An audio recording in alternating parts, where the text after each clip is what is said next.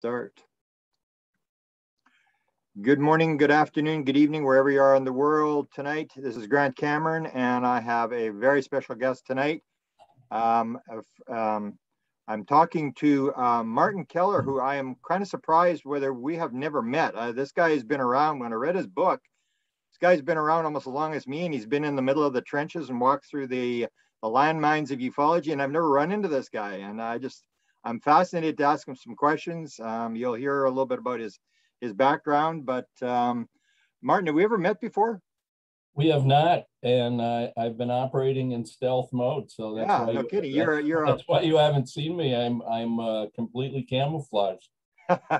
Yeah, that's the thing that I found kind of strange. You're a public relations guy, and yet you've been able to stay under the radar. Martin has written a book called The Space Pen Club. We'll get into why he called it that. Close Encounters of the Fifth Kind, UFO Disclosure, Consciousness, and Other Kind of Mind Zoomers. So by the end of this show, it's going to be like the Cheers bar. Everybody's going to know who Martin is, because you're not going to believe what the stuff he's been involved in and who he was dealing with. And I can give him a heads up that a lot of the names that he brought up, I knew, and I think I'm the only one that ever brought the names up, and suddenly they're in his book. He knew who they were as well. We'll go through that. But Martin Keller is a former pop culture journalist, published author, and unproduced screenplay writer whose work has appeared in Rolling Stone, Leaders, The Washington Post, Bravo, the Boston Globe, Final Frontier, Billboard, Utna Reader, Right On, the Star Tribune, Minneapolis St. Paul's Business Journal, City Pages, and others, with appearances on Today, 48 Hours, PBS, Public Radio, and more. Keller has also written Hijinks and Hearsay, sinister stories from Minneapolis's pop culture, and contributed to the Minneapolis series. For the past 25 years, he has worked as an award-winning public relations specialist, including an adventurous stint for the Center for the Study of Extraterrestrial Intelligence, CSETI. The Space Pen Club is based in part on that period, and that absolutely shocked me, because I have watched every move that Stephen Greer has made over the last 20 years. I remember trying to tune in to his 2001. I took a day off work to the 2001 big conference, and I remember the thing was blocked, and what's going on was the old days with the routers where you got to dial in, and I thought it was the router and what's going on here. And so I had the same problem. I couldn't pick it up. Wasted an hour. So let's get started on, I've got a lot of questions here for a lot of different aspects. And I think you're going to be very popular, because some of the stuff you were into, people love this kind of stuff. I mean, they love the disclosure. They love the CSETI stuff. They hate Stephen Greer. This is all this controversial stuff that you were in the middle of. And you represented as a reporter, as a journalist.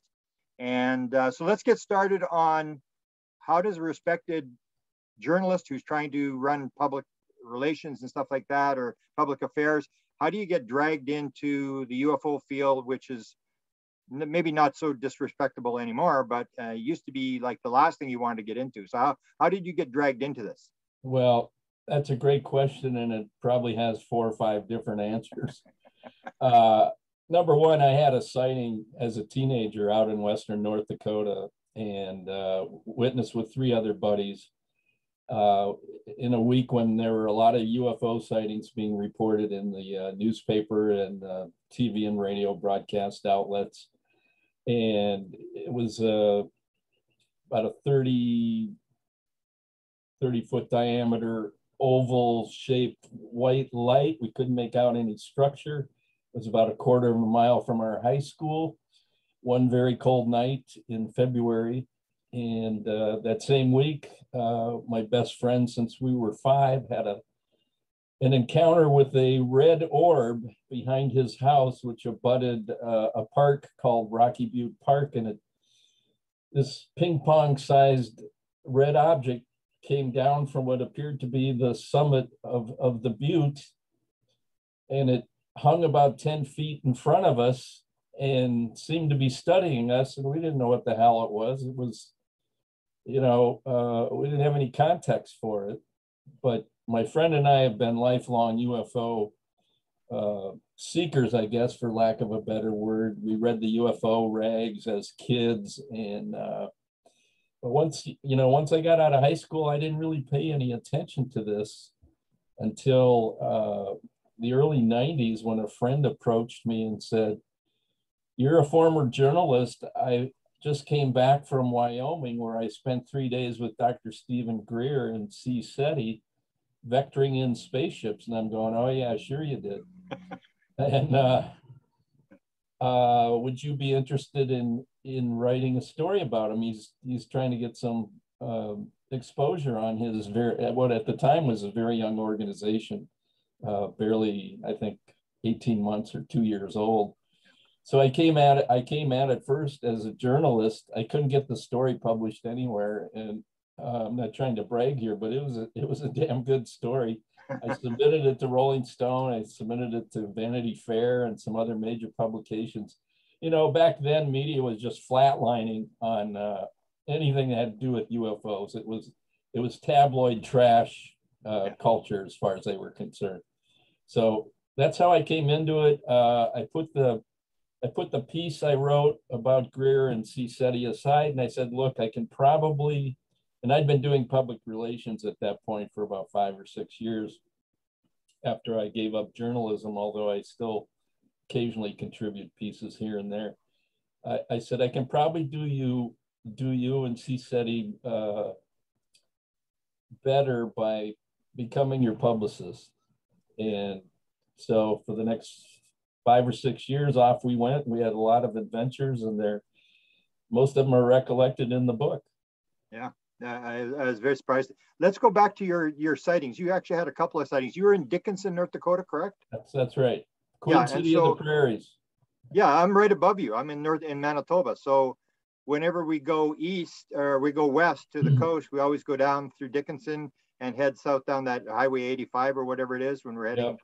And so we go through there quite a bit. So you're in that area of the Minot missile range. Did you ever get dragged into that thing? Because I actually had a sighting. There's a woman, the guy used to be the state director of MUFON for North Dakota.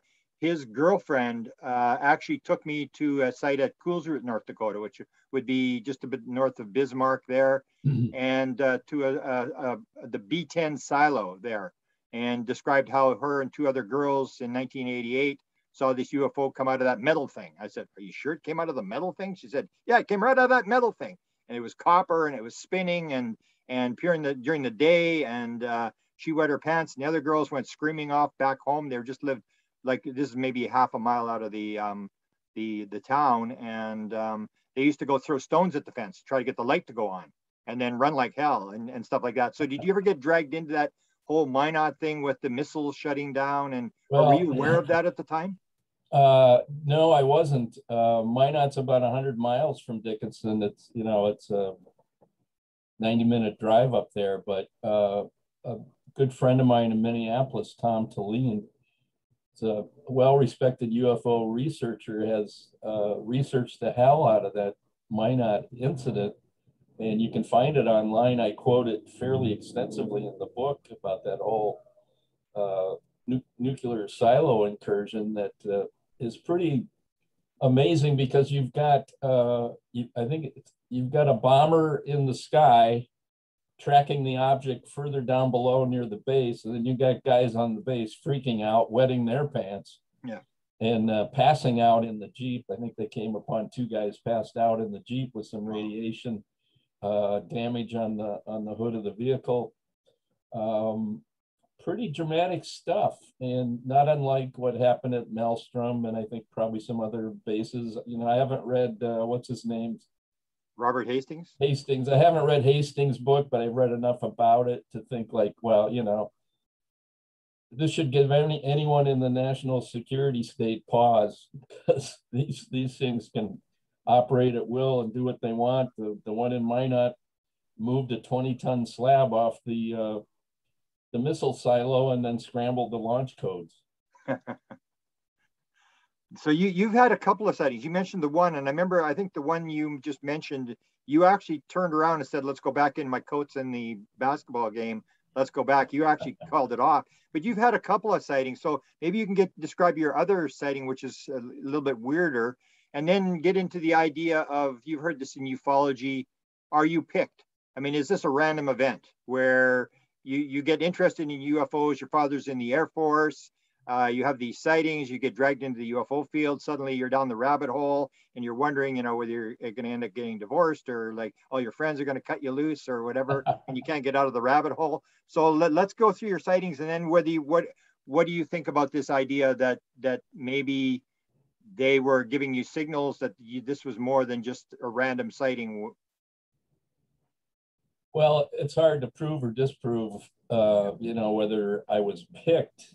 And I wouldn't be presumptuous enough to say that I was, but when you look at the arc of my UFO story in my life, and that, it's spanned some 60 years now, there's some definite points that you can connect. I just described my earlier sightings in high school, and yeah, I was the guy who said, let's go back inside and not go out and see what this UFO really is, a quarter of the mile from our high school. But the little red orb thing was disturbing. And here's a spoiler: if you read the Space Pen Club book, many years later, right after I was finishing up my Greer profile, I'd been to the International Association of New Science conference out in Fort Collins. Yeah. And I met a bunch of brilliant people there and quite a few quacks who talked about Steve Greer's Close Encounters of the Fifth Kind initiative. I came home and I told my girlfriend, who's now my wife of 20 some years, I said, man, I'm going to finish this and get out of here. I mean, this stuff is just too weird. But, prior to that, I had a bunch of weird stuff happening in our house. Lights were coming on 6 months before even hearing the name Steve Greer. One particular night, there were sounds associated with the lights on, like it sounded like cat rutting.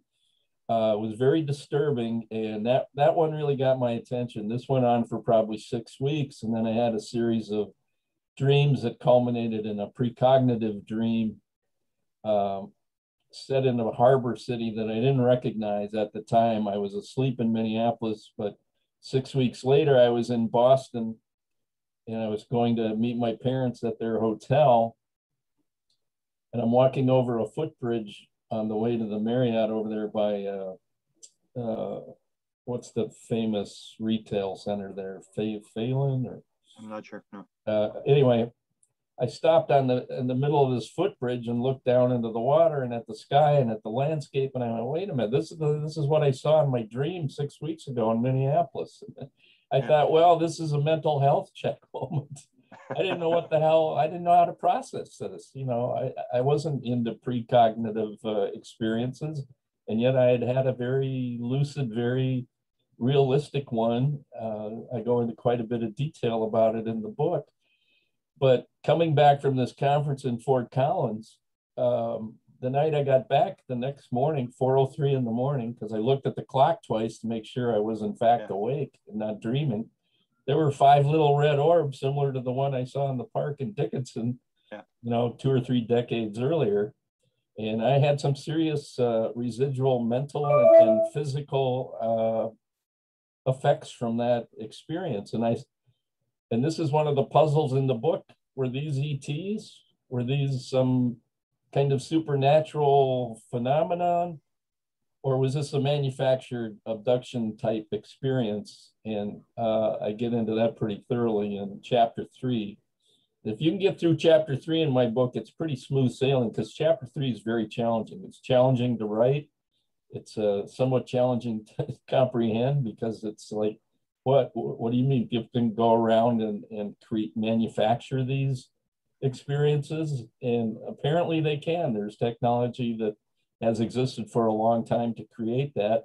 A lot of it coming out of the MK Ultra period in the late 70s. Everybody's familiar with that lived through the 70s when the congressional hearings were held, and it was exposed that we had been dosing servicemen and women with LSD in a behavior modification experiment.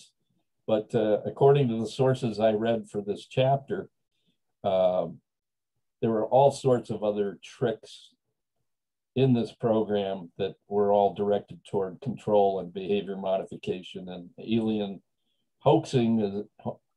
abduction hoaxing was one of them. So that's a very long answer to your fairly simple question. No, that's a big thing that Stephen Greer, and we can maybe get into this latest controversy that he's gotten into with this video that he's put out. And that's his contention, is that the military ops have this type of technology. So that's the thing I always look at is, why would, like, for example, you see it at a basketball game, like, what's this thing doing? Like, I always ask people, like, what was the UFO doing? And they always go, wasn't doing anything, it was just there. Do you think it wanted you to see it? Yeah, I think so. And it's like it shows up. So why would the black ops or whoever be picking on some guy in North Dakota, by putting stuff in a room? Because Stephen sort of contends that they have this kind of stuff. And so how do you balance that between whether it's ET or whether it's the government or the black ops people? Yeah, I don't know. I mean, that's a big frustration related to those experiences, and that's also one of the puzzles that threads its way through the book. Whenever I had a chance to discuss these red orbs with other ufologists like Jorge Martin from Puerto Rico, he said without missing a beat, he goes, "Oh, those are the Greys. They're shapeshifters." And I go, "Okay, that's one for the Greys." And then, I talked to Dr. Colm Kelleher at NIDS when he was working at NIDS, Bigelow's National Institute for Discovery Sciences, back in Vegas, because after I left CSETI, I thought, well, they couldn't really hire me on staff ever. They never had the funding for it. They paid my expenses, or they didn't want to fund you. They wanted it for free. Wasn't that the thing that Bigelow didn't want to pay for? Yeah, but Bigelow apparently didn't want to pay for it, according to Keller. I went, okay, here's a billionaire. He doesn't want to pay for professional services. Okay, that's one for Bigelow and zero for Keller. But I went to dinner with Colm after an afternoon of talking with him and Eric Davis and one other guy in their office, and we're making small talk, we're making big talk, talking UFO scuttlebutt, and then we get into the red orbs discussion, and he got very interested in that, and I described the event as I just have here now, and Kelleher says, "Oh yeah, the red orbs. We experienced those at the ranch, Skinwalker Ranch, where they staked out for 2 or 3 years trying to study these things." And he says, "Yeah, we saw those at the ranch. They spooked the horses." Well, if you read the book, and I didn't read it while I was finishing my book because I didn't want it to influence where I was going in the Space Pen Club. If you read the book, they did more than spook the horses. There quite a few disturbing events related to these orbs at that ranch. And I said to him over dinner, I said, well, after he made that comment, I said, well, what do you think they are? And he says, we don't know, but we don't think they're benign. I'm good. It's not the answer I wanted. So I don't know, was I picked? I don't know. I think considering that a black psyops team might have, foisted something into my bedroom, not only that night, but other nights when the white light hit me. One evening when I looked out my window, and I shot straight up. I had just come awake and I shot straight up in bed, and I went, this is not good. I'm not in control. Everything else had just been perceptual at that point, and now it's like, okay, the line has been crossed. Yeah. So I don't know. These are the tough questions I think any experiencers have to deal with. And I went looking through a lot of the literature, the best literature, hopefully, to try to find answers. And in some ways, I'm still looking, although a couple of points in the book, I say this is my farewell to ufology. Yeah. But here we are in the Good middle luck. of 2021, both neck deep in it, in a whole new climate with the media finally getting on board with it as a serious discussion. Yeah. Now, I just make a point with the orbs. Your sighting was what year? Your first sighting, and when then this all was going on? The first sighting in high school was my junior year of high school, so that would have been 67, I think, 68. Okay. So my I don't know if you know my story, but in 75, in North Dakota, they put in the only anti-ballistic missile unit ever to go operational, in Tacoma, North Dakota, where they put in 100 new nuclear missiles. And it was always the joke that if North Dakota had been a country, it would have been a nuclear superpower, because at that point it had 400 nuclear missiles inside. I don't think that was a joke. I think that was real. Yeah. And so we had on our side of the border, as soon as they put in that anti-ballistic missile unit in February of 1975, we started getting the sightings on our side of the border, like every night. They were there, and I had no interest. I just went to this town because everybody said they were seeing stuff. I saw it, and of course I went down the rabbit hole. Everybody else went on with their life, and I just went down the rabbit hole. And in 76 or 77, I was called down to North Dakota, again, just north of Bismarck, to a small town. I keep forgetting the name of the town, but I remember I went there, and there was like a no stop sign, one store. There was literally nothing. And in the town hall, there was so many people in there. They were going out of the door. It was like unbelievable. It's like everybody from 100 miles around had come in there, because they had these orbs flying, chasing these cars around. And it was exactly what we were seeing on our side of the border, these small objects on the ground. And we used to call them ground lights or monitors, where they would sort of, instead of sending the big ship, they'd have these little things around to monitor. So just to give you that heads up, that I was actually down in North Dakota near where you were, checking all this stuff out. And I had been called down there because these people were trying to figure out what are these small lights that are moving around. And now to go to this Keller, why were you contacting Keller? And can you talk about Eric Davis? Because you mentioned him in the book, and that's where I say to people they should read the book, because you've encountered all the big names. I mean, all the people that have made the news. And Eric Davis, I've dealt with him since about 2000. I would say he's the sharpest guy, has the most knowledge of anybody I've ever met. So what was that conversation? What did Eric tell you, any stuff? Because you know he can get going, and he's got a lot of opinions, and he knows a lot of stuff. Well, I went out to NIDS to try to pitch public relations services to them, and they weren't interested. I had very limited time with Eric. I think after we said hello and changed pleasantries before we all sat together in a little conference room and talked turkey, he asked me, kind of point blank, how do you think they get here from there? And I said, well, I don't know. I think that's a TBD. And he goes, well, I know they come through the wormholes, these space wormholes. And I said, you have that figured out? He goes, absolutely. And that was probably the most significant thing he said to me. I don't know if he's being glib or what, but he was fairly quiet in the subsequent meeting that went on for about 90 minutes to 2 hours. And then I went to dinner with Colm. And it's too bad we didn't invite Eric, because as you indicated, he was all over the news earlier this spring with in the New York Times, being quoted by Leslie Kean about briefing congressional people. And I'm going, BFD, Greer did this 20 years ago, briefed a lot of people, including CIA Director Woolsey, which nobody believed at the time. Yeah. But I outlined that pretty clearly. In fact, I reprinted the news release that we wrote because there was so much pushback a few years after that meeting. The guy that set it up, John Peterson from the, I forget the name. Arlington Institute. Yeah, the Arlington Institute think tank. I'm not even sure if that's still around anymore, and I haven't talked to John in years either, but John just came out in the press and said, no, this never happened. And then people started, like Greer and other people, started sending him emails like, hello, this did happen. Here's the proof, including some of John's, true friends just said, John, you got to walk back this denial, because it did happen, and here are the things you said about it.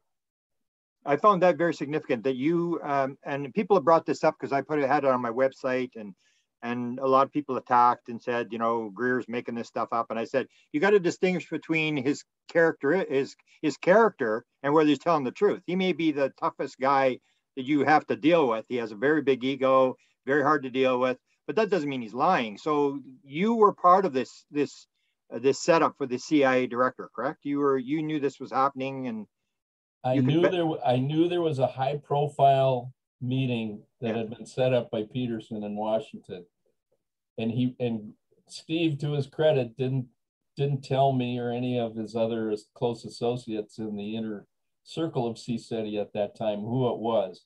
I thought it was Al Gore, the way he talked about it. And then afterwards, when it had happened, about a week afterwards, he said, "No, it wasn't Al Gore. It was the CIA director." I almost fell out of my chair in South Minneapolis.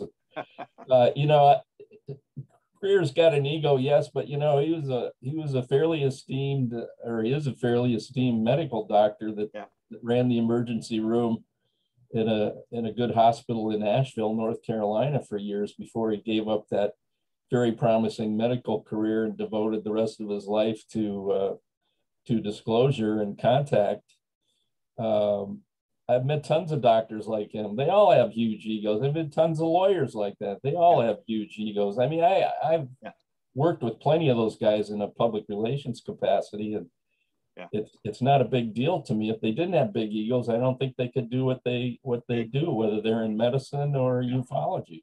Exactly. That's what I said. Is if it weren't for Stephen Greer's ego, anybody else would have walked away after all the stuff he put up with. Like, you can't just continue to go bang your head against a wall up in Washington unless you're really self-assured. Anybody else would just say, "I don't need this. I'm out of here." So you need those kind of people to stand the ground and do what he did. So when did you meet Greer, and when did you leave CSETI? So go through this whole thing, because I think this goes through your whole book. You just keep bringing this up.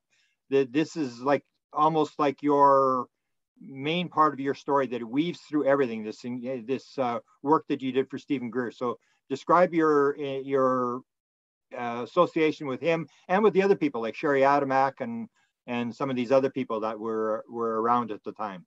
I met Greer this August of 1991, I believe, and when I couldn't publish that story I'd written about him, I became his publicist, and I was his publicist from the end of that year until roughly 97, I think. We did the first disclosure event at the Westin Hotel in Washington in 96. Might have the date wrong there. It's 96. 97. Yeah. And that was kind of an interesting event in and of itself. Steve had a very small organization at that time, and I've been pretty impressed with how he's, number one, stayed with it as long as he has, but number two, he's got international working groups now throughout the Western world, and Europe and Japan, and maybe probably Australia even. I don't know. I haven't followed it that close in detail, but Sherry Adamak was a really hardworking, dedicated Denver CSETI member who kind of became Steve's right-hand person and confidant. And then we had Dr. Joe Birx from LA, another medical doctor in the Kaiser healthcare system, who was a newbie to this whole thing about the same time I was when I came into it. And Joe sent me this very disturbing monogram by Martin Cannon called The Controllers, which I talked pretty seriously about in chapter 3 about the psychotronic weapons and how abductions can be hoaxed. And it's funny because right before I published, I stumbled on this disavowal that he made of his work, this monogram he had turned into a 300-page book, which I didn't read, and it's now out of print. But he pretty much turned his back on the whole thing, said, "Look, at this thing has gotten me into more trouble than I ever imagined," which to me is like Okay, dude, you protest too much. We know it's all true. I have no idea where he is today, but I'd love to sit down with him and have a conversation like the one we're having right now. But, Sherry was a hard worker, really passionate about everything she said he was doing at that point, which was the CE5 initiative, human initiated contact, and then the disclosure efforts. I washed out of the organization in the late 90s, mostly just because I had a growing family and I had a growing PR practice, and I couldn't devote the time to it without a decent payday. So, yeah. Now you were around for some of the other big events that you mentioned, the one with the congressional hearing, which a lot of people, when I brought this up, they also said, "Oh, this is all garbage. This is." And I know I taught you. You talked about the one encounter where Hillary Clinton makes this comment on the Diana Rehm show. And she's actually talking about a Republican congressman. His name escapes me, but I actually talked to that guy's assistant. He was at that briefing. He was and his assistant was an experiencer.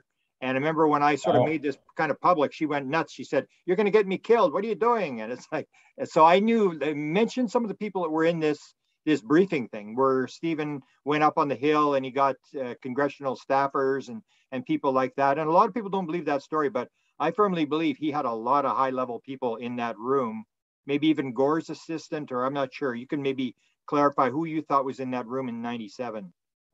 Well, Greer made several trips to Washington in the 90s, and then probably even more after I left his orbit.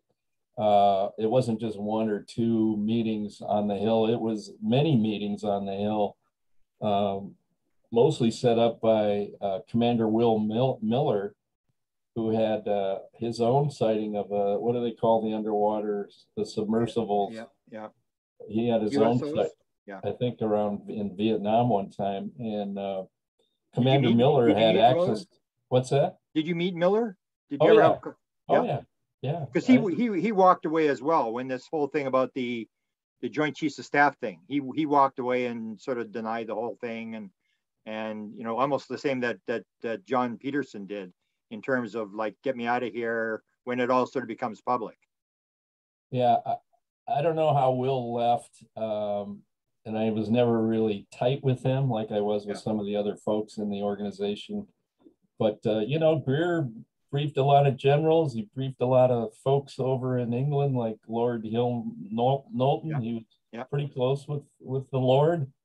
Yeah. And all those meetings were real. At the time that he was having them, he was also unraveling how the secrecy works. And I was always skeptical of this. I mean, I always kind of had to take one step back when Steve would lay out all this information and evidence and go like, whoa, man, I don't know if I could buy that. Yeah.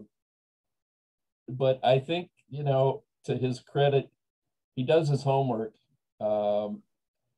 He makes mistakes like we all do. And he's made some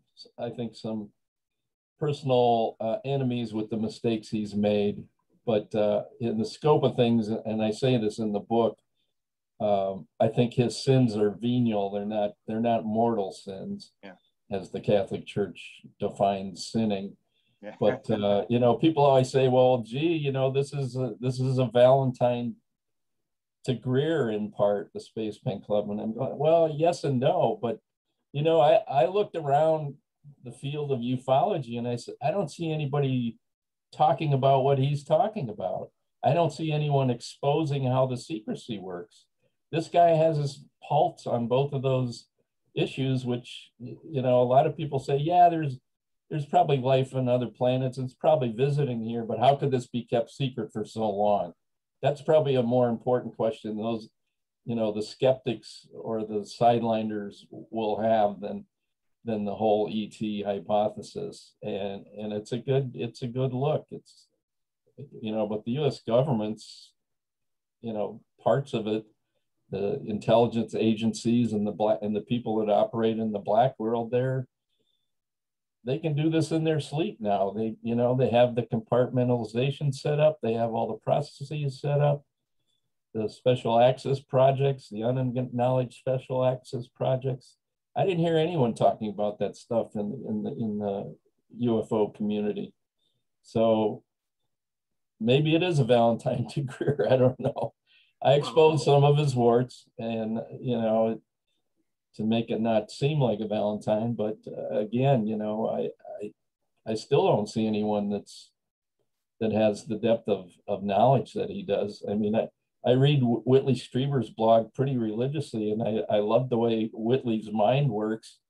I'm kind of enthralled by his own personal experiences, but I've never seen him delving into the secrecy or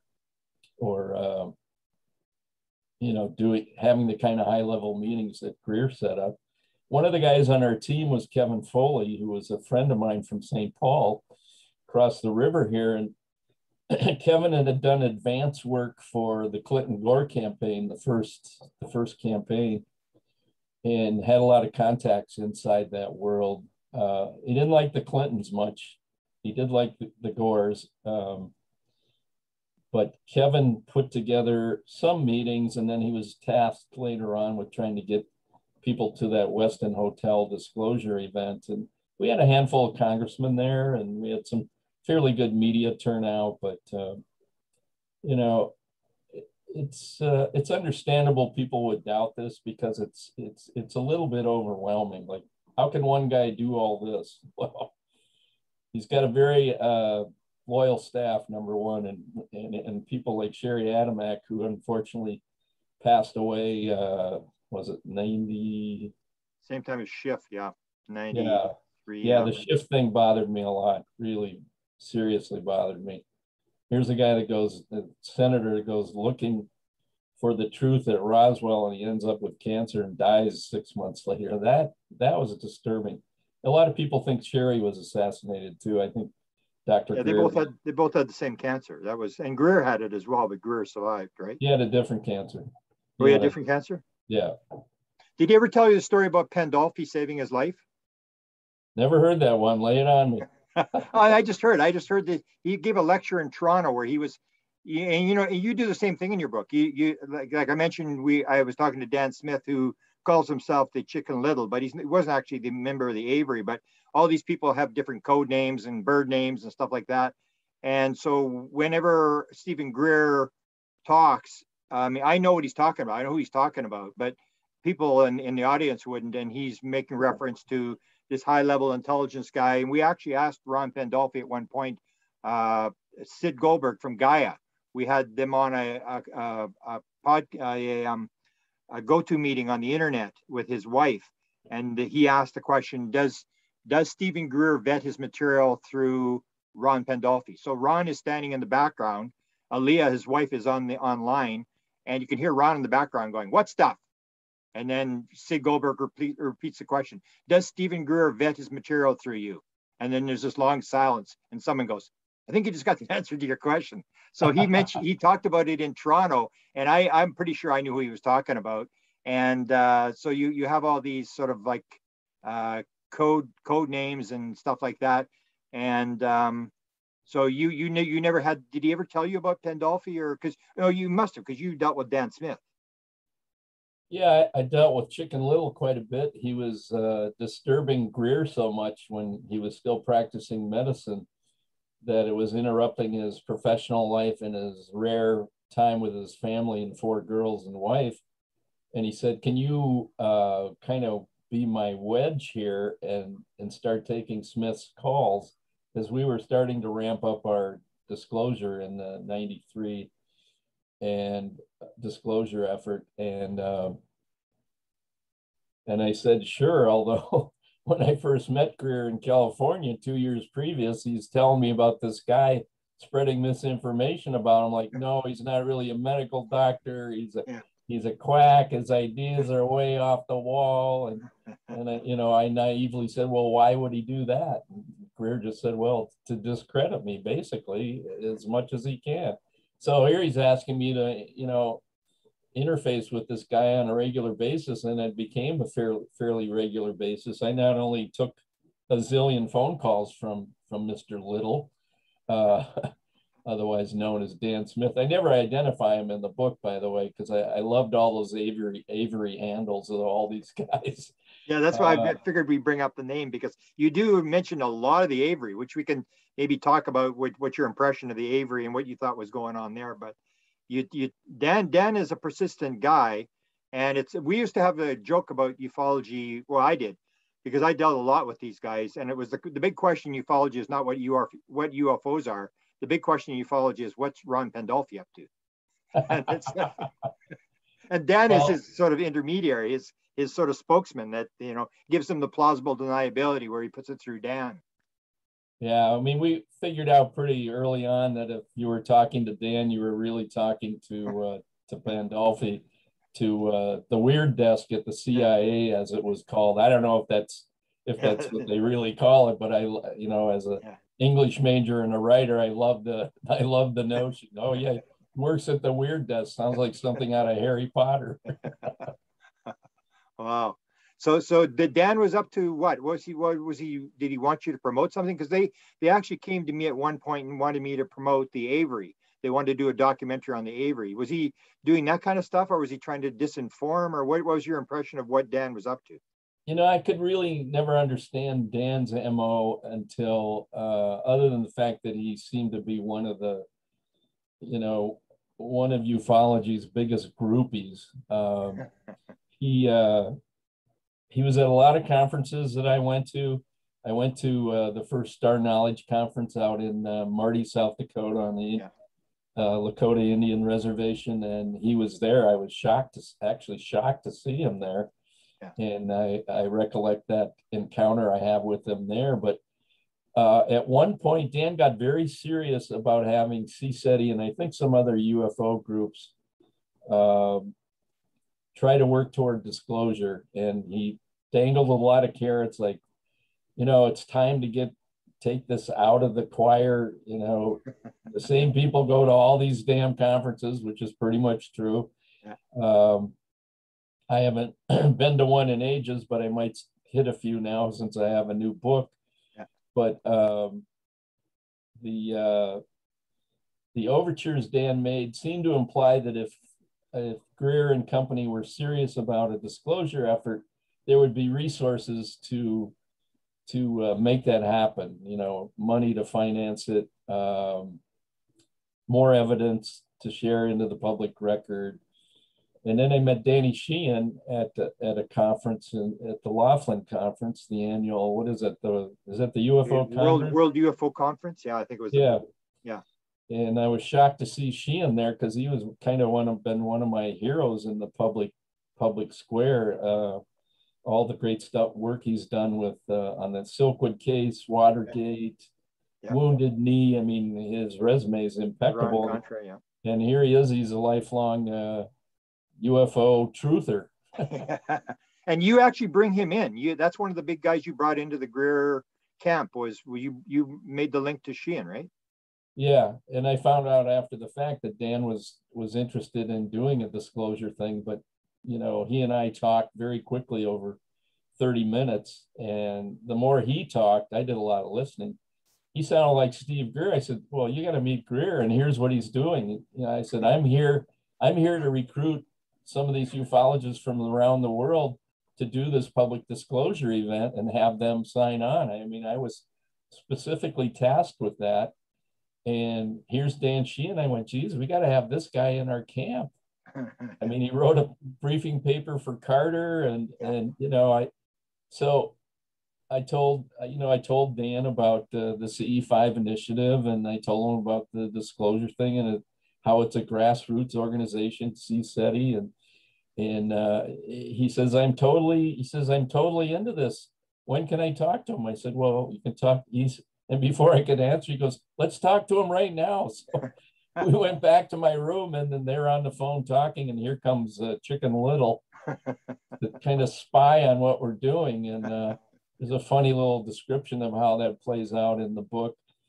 But I was thrilled to get Sheehan there. And then shortly thereafter, Edgar Mitchell, Apollo 14 astronaut, was giving a lecture in Minneapolis at the Continuum Center, which was run by really old friend of mine, Jane Barish, and I said, geez, Steve Greer would love to meet Ed Mitchell because they're all about consciousness. And she says, well, tell him to fly in. I'm going to have a little party afterwards at my house. And so Greer came up for that, and I described that meeting. Within the first couple of minutes of shaking hands at the party, I don't know what Steven said to Ed because I couldn't hear it, but Ed went straight outside with his glass of wine and his cigarette. and I went, uh-oh, well, something bad was said. But I trailed Ed out to the patio, just kind of try to get a sense of what had transpired there. And I could never really understand it, but I do know they exchanged cards, and before long, Ed was copied on all the CSETI email chains about the disclosure project. We called it Project Starlight then. Yeah. And Danny Sheehan tried to codify it with all the players in that, and that's gone in. I go into pretty good detail in that too. I mean, you look at all the UFO books that are out there. I don't even think of this as a UFO book. I mean, because it goes inside the culture. I think of it more as a historical, cultural, and personal memoir that's set in the UFO community. But there's a lot of interactions with media, like CBS. Yeah. CBS News' 48 Hours crew that shadowed us to Mexico in the volcano zone, made us look like gringo rubes. I mean, that's a fun chapter to read. And I've been polling my friends who've finished the book, and they go, oh yeah, that chapter in Mexico, man, that's the shit. That's a fun chapter to read. But I also lay into the media indifference and intolerance and really ignorance on topic until recently. I don't think anybody in the media that I've ever encountered has ever read anyone's UFO book. Yeah. And now they're in a situation, that's where I said disclosure will come when the major media suddenly realizes they've been had. And they're sort of catching on now that, they've been chasing the wrong story and now everybody's trying to get a Pulitzer Prize. So they're all, scrambling to see if they can figure out what's going on here. Yeah, before you jump into the question, that reminds me of that famous Mark Twain quote: "It's easier to fool people than convince them they've been fooled." Exactly. That says it all right there about what the sort of media environment that we're in right now. Talking about the media, one of the problems I always found with the media was the fact that, is George Knapp used to say, it's a very steep learning curve. It's not like you can come into ufology and learn. And most of the people that I've dealt with, it's sort of like, okay, we got to do this UFO story. I got stuck with this story. And tomorrow I got to do a dog story on pedigree dogs. And it's 24/7 news thing. And they've got like 24 hours to produce it. And as soon as they get one interview that's good enough for what they need, they basically say, okay, we don't need to interview anymore. We got an interview with this guy. I got enough to do the story. And you go back to your regular daily beat because it's just another story. And that to do the UFO story, you need, as you did, you need 20 years, 30 years of working on this to understand who all the players. That's why I so much appreciate your book, because you actually talk who the players are. Like almost nobody mentions the behind the scenes, Stephen Greer, the meetings. And one of the other people you bring up that I think you're the only one that, and I actually met one of them, was Sandy Wright and Bootsy. You dealt with them. You're the only person that ever mentioned them. And so go through that story of their encounter, how Stephen links up with them, and how you get sort of cut out of the loop of that sort of deal with Rockefeller. Yeah, that's an interesting sub story in the book. There's a lot of sub stories in this book. Danny Aykroyd, who was so generous and kind to give me a rousing endorsement for this book, among the many things he said about it, and you can read his endorsement at the spacepenclub.com. That's the book's website. And we also excerpted some of the one sentence from Dan on the cover of the Space Pen Club book. And Danny said, this book, if nothing else, is a really great bibliography, because hopefully I've hit all the right sources. I kind of felt like English major writing an endless term paper, trying to have all the right sources and all the right information packed into the, the situations I describe and the supporting material I use to underscore a lot of it. But the Sandra Wright, Bootsy Galbraith, that was not a pleasant experience for me. Number one, how did Steve had several meetings with Rockefeller, Lawrence Rockefeller, who was way into the subject, financed a lot of ufology, poured a lot of money into John Mack's thing at Harvard, his clinic where he was doing abduction research, which really pissed off Stephen. Yeah, you mentioned that.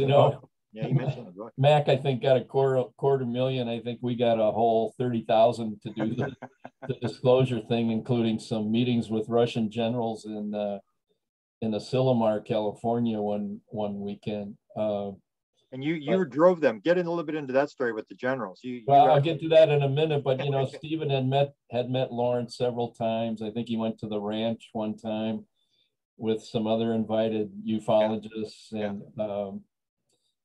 I think Lawrence introduced him to Sandy and Bootsy. He was very friendly with Bootsy. Bootsy was the wife of the French ambassador, John Galbraith. I forget under which president. So they're basically New York socialites that took an interest in this topic, and they became part of the Starlight Coalition. And they were funders of Greer, right? They were funding these two because no, they didn't. Well, Rockefeller funded the Starlight. But Sandy and Bootsy didn't put any money in, or I know Bootsy was supposedly running the project. I think they were in place to see that Lawrence's money was well spent. Okay. And I flew out and I met them at Sandy's Midtown office.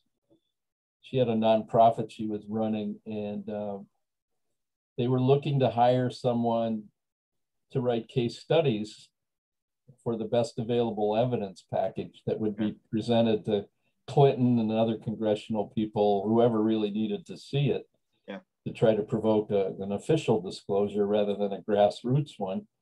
And Greer had recommended me for the job. I went, oh, wow, I might actually make some money in the UFO ghetto, as he so famously calls it. So I spent a day in New York, and the next day I flew to Laughlin, where I met Sheehan. And when I got home from New York, I called Greer and I said, I think it went well. And he says, yeah, it went well. Bootsy called me and said, the job is yours if you want. And I went, oh, great. Well, I'm off to Nevada in the morning, so I'll call you from there.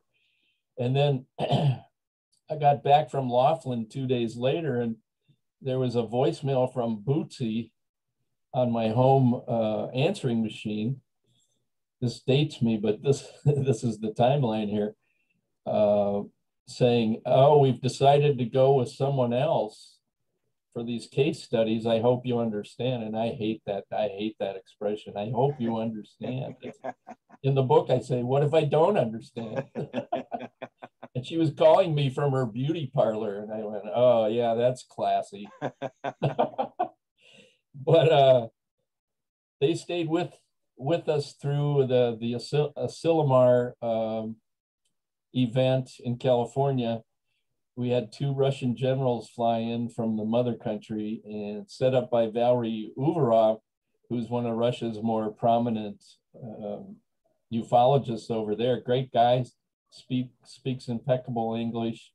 Unfortunately, the 2 Russian generals hardly had any English, and my job was on the first day was to pick these guys up at San Francisco International Airport. Well, that's a 4-hour round trip from the Monterey Peninsula at Asilomar, where this beautiful conference center is. So I'm hustling these guys.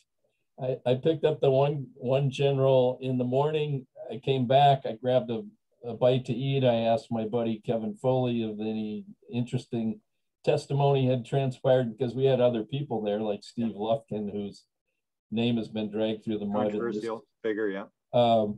And then I headed back out to get the other Russian, and you know, by the time we got back that night, I mean, it was midnight, so we were all pretty much exhausted. But and I looked at my notes from that event, and I looked at some of the videotapes from that, and frankly, I thought the general's testimony was kind of underwhelming.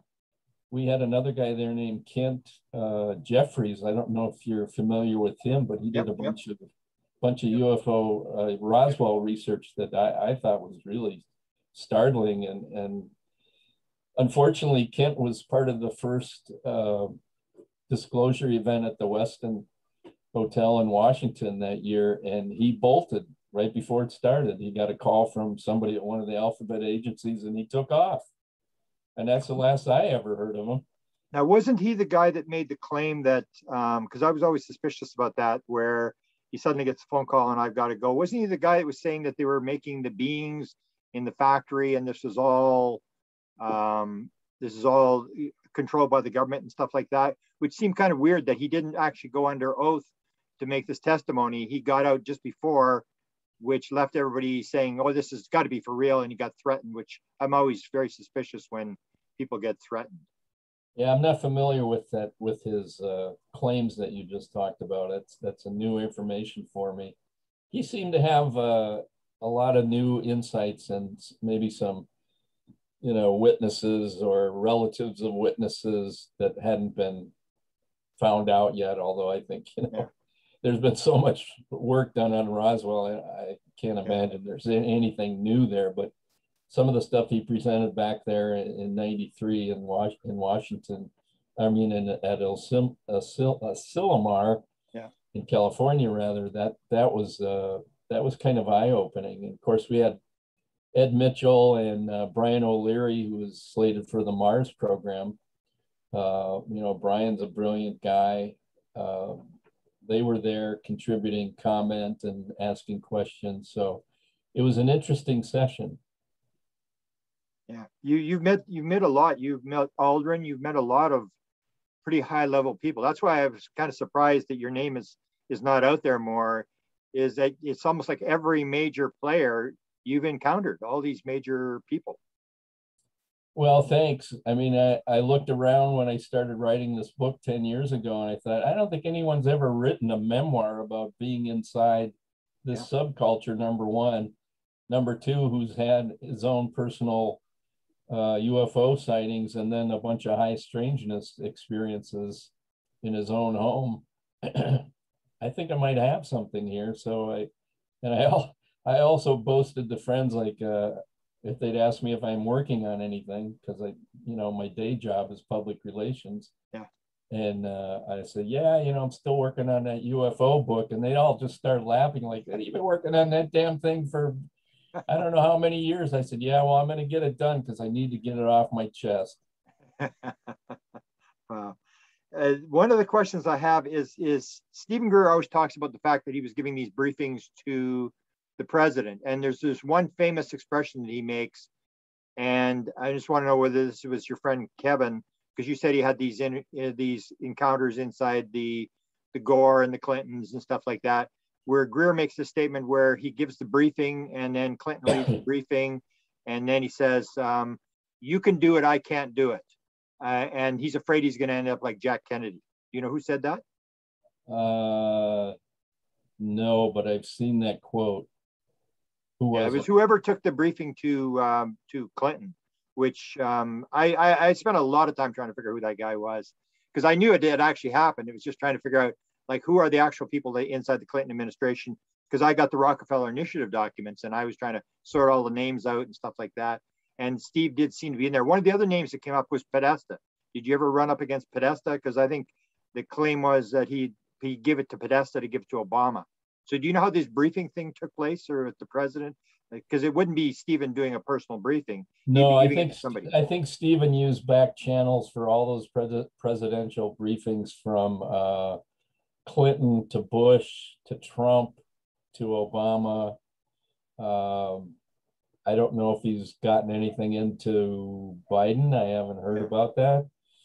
But They were always they were always back channels. I did not have any encounters with Podesta, although I obviously have followed his role in this, and I know he's pretty tight with Leslie Kean, and he may be directing her, you know, to additional inside government sources. I don't know. You know, Leslie's built a stellar career in this field and done a really outstanding job of reporting. That said, she hates Stephen Greer.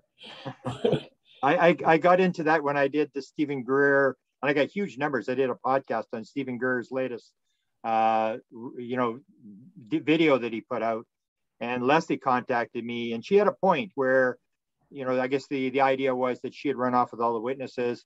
And I had mentioned this in my podcast, and she said, well, he encouraged us to go and interview these people. He was telling us that's why he wanted the media there. And I said, well, that's a fair point, that she pushed the thing. And then, but I know they haven't gotten along since day one.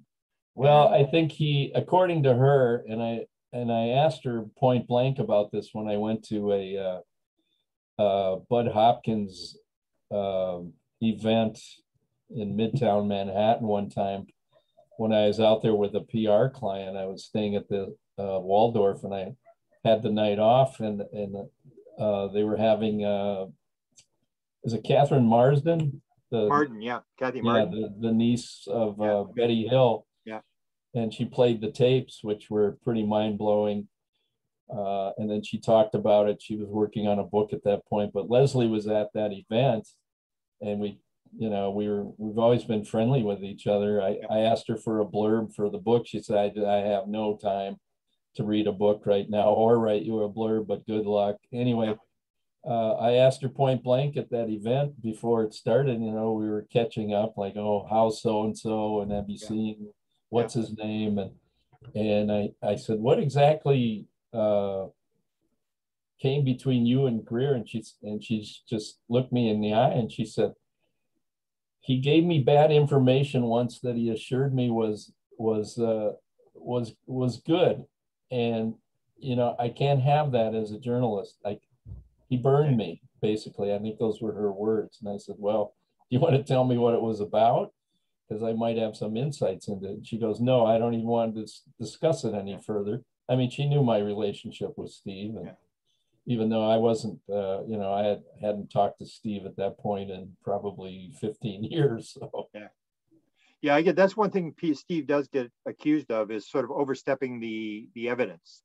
You know, he's going along great, and then he sort of speculates on something that, you know, he really can't back up. I've heard a lot of people make that sort of claim. But Ed Mitchell made that claim too, which I reported in the book. He said that Stephen had overstated the data, which I thought was a great euphemism.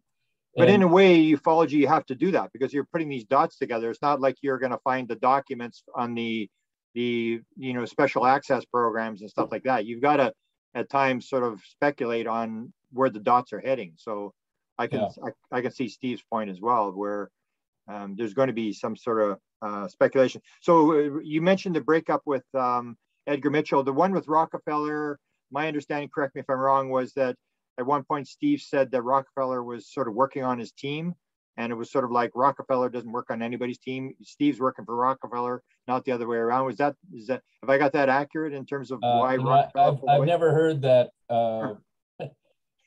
I've never heard that scenario, but it sounds like a good one. The thing I can say to the Rockefeller thing is that the so-called Rockefeller Initiative, as you called it, was always the Project Starlight best available evidence package, and it got frankly, it got kind of railroaded by Bootsy.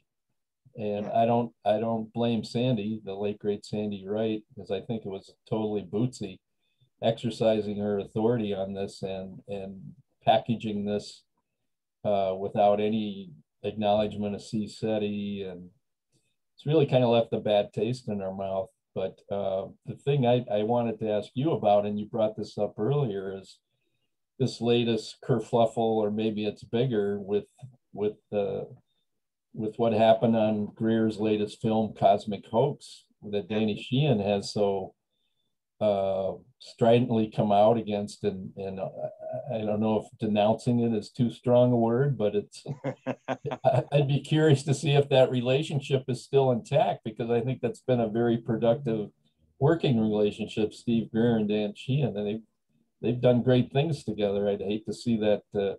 Yeah. You know, it's like Lennon and McCartney. I hate to see them break up. Wow. Yeah, I think they're still Steve's or Danny. I think is always in the thing where we're talking. We need to talk. We need to keep talking, not break things off. We got to work together and stuff. So he'll put it together. But I really gave Steve credit. He made his point using Danny's words. It was sort of like, oh my God, what's Danny going to say? Because it just basically makes his whole case with. And then it was the idea where it was sort of out of context. It was he wasn't really it was in some event. He didn't know he was going to use it for that, but it did cause a lot of controversy. But then that's ufology. I mean, ufology is always like people fighting with each other and hammering each other and stuff like that.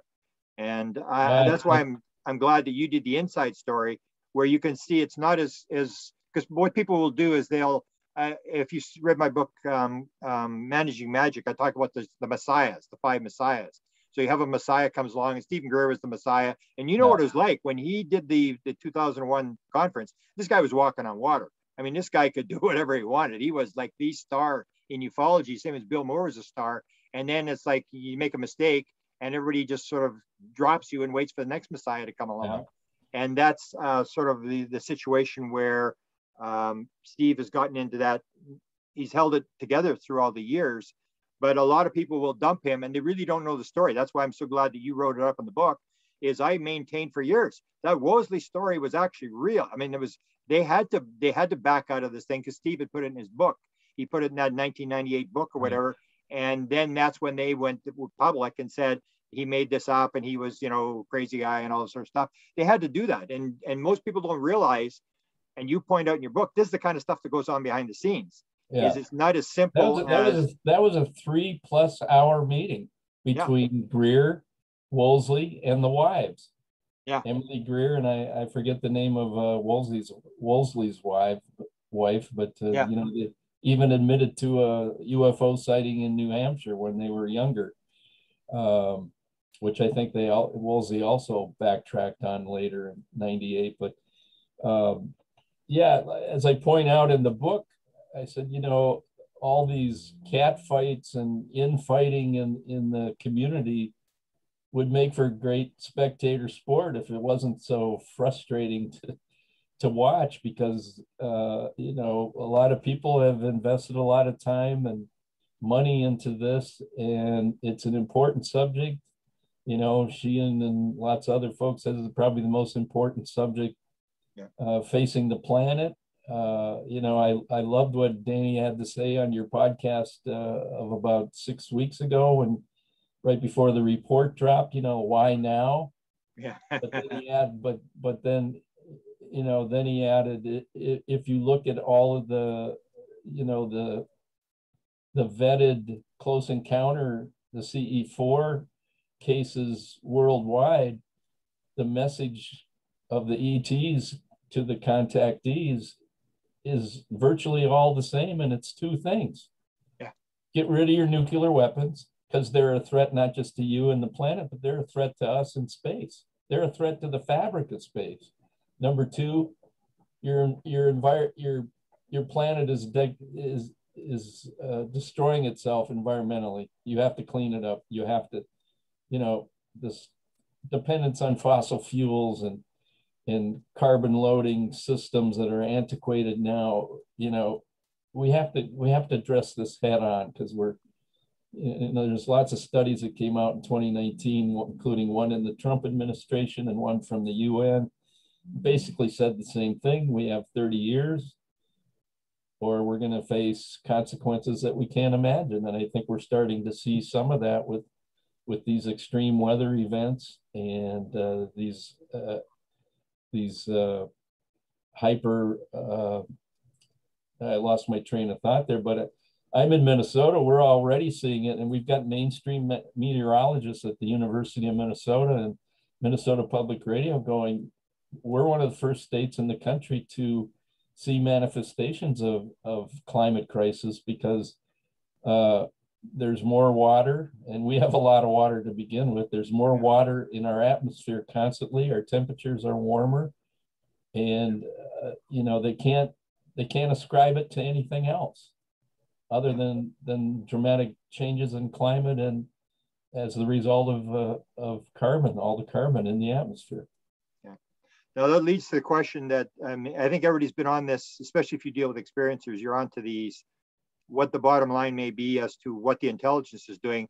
What do you think with the whole ATIP, not ATIP, or the UAP task force? Have you spent any time on that? What do you think's going on there in terms of, you know, the threat scenario that Greer has actually put the video out to try to counter? Right. What do you think? What do you think that's all about? Well, as I pointed out in the book, and Chicken Little, Mr. Smith, who went to Washington fairly frequently, yeah, they always pointed out that there has been no government department or agency that has agency. In other words, it has the authority to address this subject. You know, for most people in Washington and government, it's not even a real topic. It's not on the books. There's no agency there to deal with it, other than probably some of the intel agencies, but there are, you know, a lot of them are operating in black mode. So as I say in the book in chapter 9, the road to disclosure, the barriers to truth, the government doesn't have any spokespeople on this. They don't have an office to address this, but now they do. And that's concerning because this thing can go off the tracks. It could go down the threat path very easily. I frankly think it is. You know, that the national security state, which involves trillions of dollars of money spent every year with contractors and munition makers and God knows what else they've got going, technology, et cetera, et cetera. You know, that's an empire. That's the dark star that's going to be protected for as long as there are safeguards to protect it. So, but now we have this office, apparently, according to Steve Bassett, there's only 2 people in it, which I was shocked to learn of. And if you read that report, you go, yeah, maybe 2 people could have written a report that poorly. I mean, I downloaded the damn thing 5 times thinking my computer glitched because like, hey, it's only 9 pages. I thought there were 70 pages. Where's the rest of it? Yeah. And it was so disappointing. I don't know if you want to go into it. You probably have covered that pretty extensively already. But well, I'd like to get your reaction because I the one thing I pointed out was, I said, what's really changed in terms of what we know? I mean, it's always been secret. Now we just know that the Congress has been briefed, and they're not talking either. Now it's just another level of secrecy. And this idea where Danny Sheehan then pointed out that, you remember when it first came out, they said it was 74 pages and 6 pages, 9 pages, or 6 that had anything on them were released, which is 1.5%. Or no, Danny said there's 400 pages. It's not 74, it's 400 pages. Never said, are you sure? Yeah, it's 400 pages. So if you release 6 pages out of 400, that's 1.5% of material. So what has really changed? It's the same thing. It's like just another level of secrecy that nobody's going to get through because it's always this idea we can't tell you, and what sources and methods about how many sightings we have or this kind of stuff. Yeah. So I would think that Steve is probably right on this idea that, and I pushed this a lot too, this threat thing. Why is it in front of the Armed Services Committee? Why is it not in front of the Science and Technology Committee? I mean, because the Armed Services has the money, and you've got to present a threat. Otherwise, nobody's going to listen to you. Because Leslie Kane, during the Obama administration, when she was working with Podesta, if you read her book, she said it was a threat to airline traffic. So her and Podesta were probably pushing this whole scenario, and everybody just laughed at him and said, get out of here. So you've got to up the threat. And then you find this aspect of going after the Navy ships and spin that thing. So I would agree with Steve in terms of what he's saying there. But I think it's significant that your reaction to what happened with Steve. Have you heard from Steve in terms of after his report came out? Because it sort of made a big wave for a couple of days. You know, everybody started yelling and screaming, and then it just sort of died out, and you know, we're back to normal again.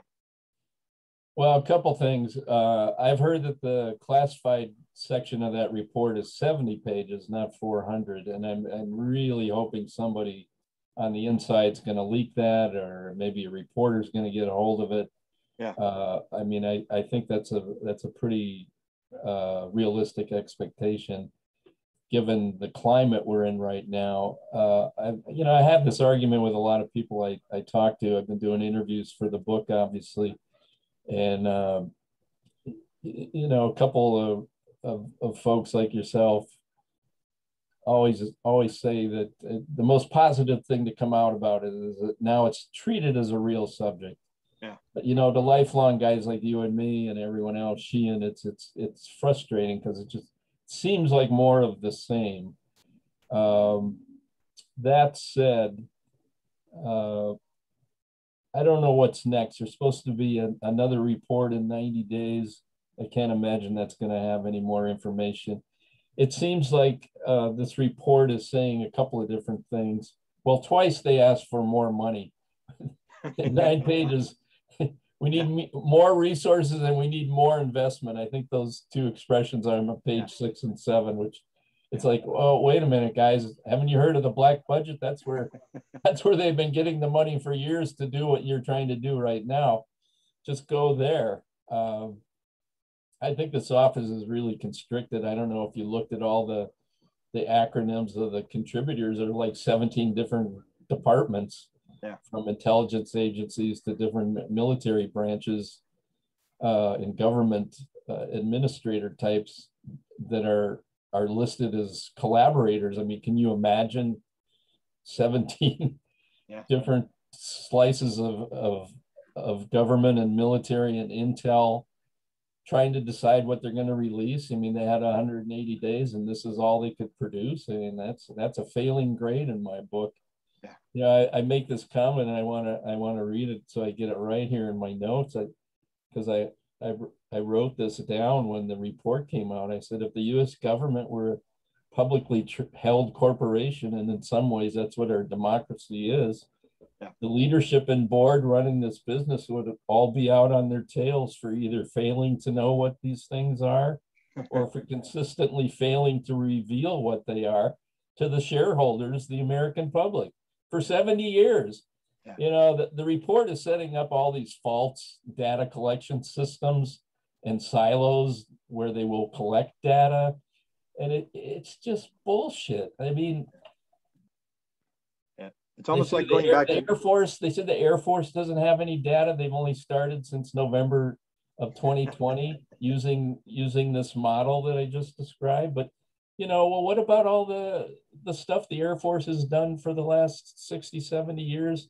Project Sign and Grudge in 49 and Blue Book through 68. There's tons of data in those reports. Yeah.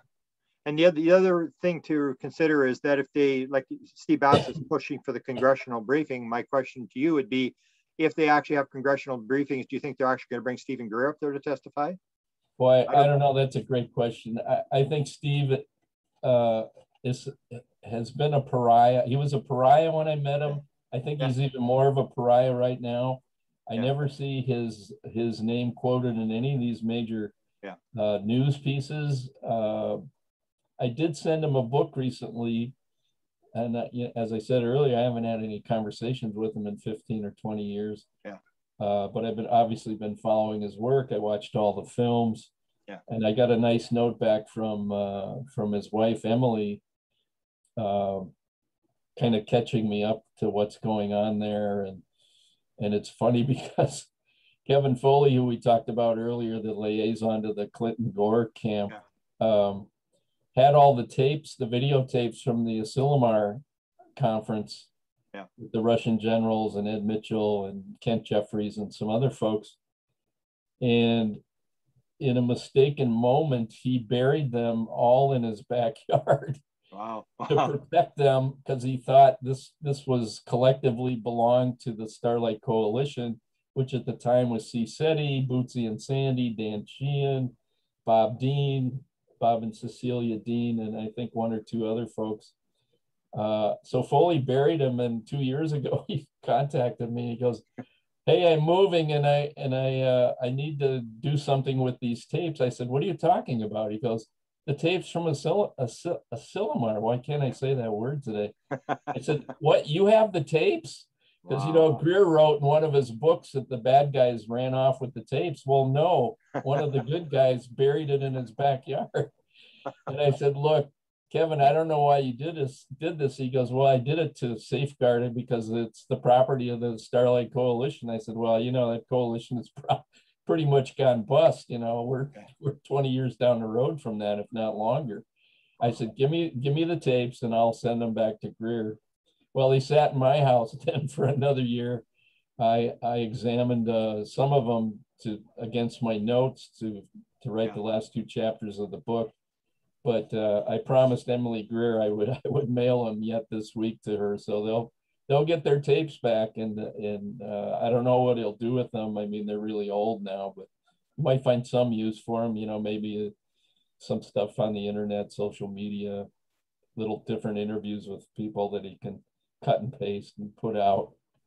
Yeah. Are you hopeful about what's coming down the road in terms of what's happened since because you haven't really been into it, except for writing the book.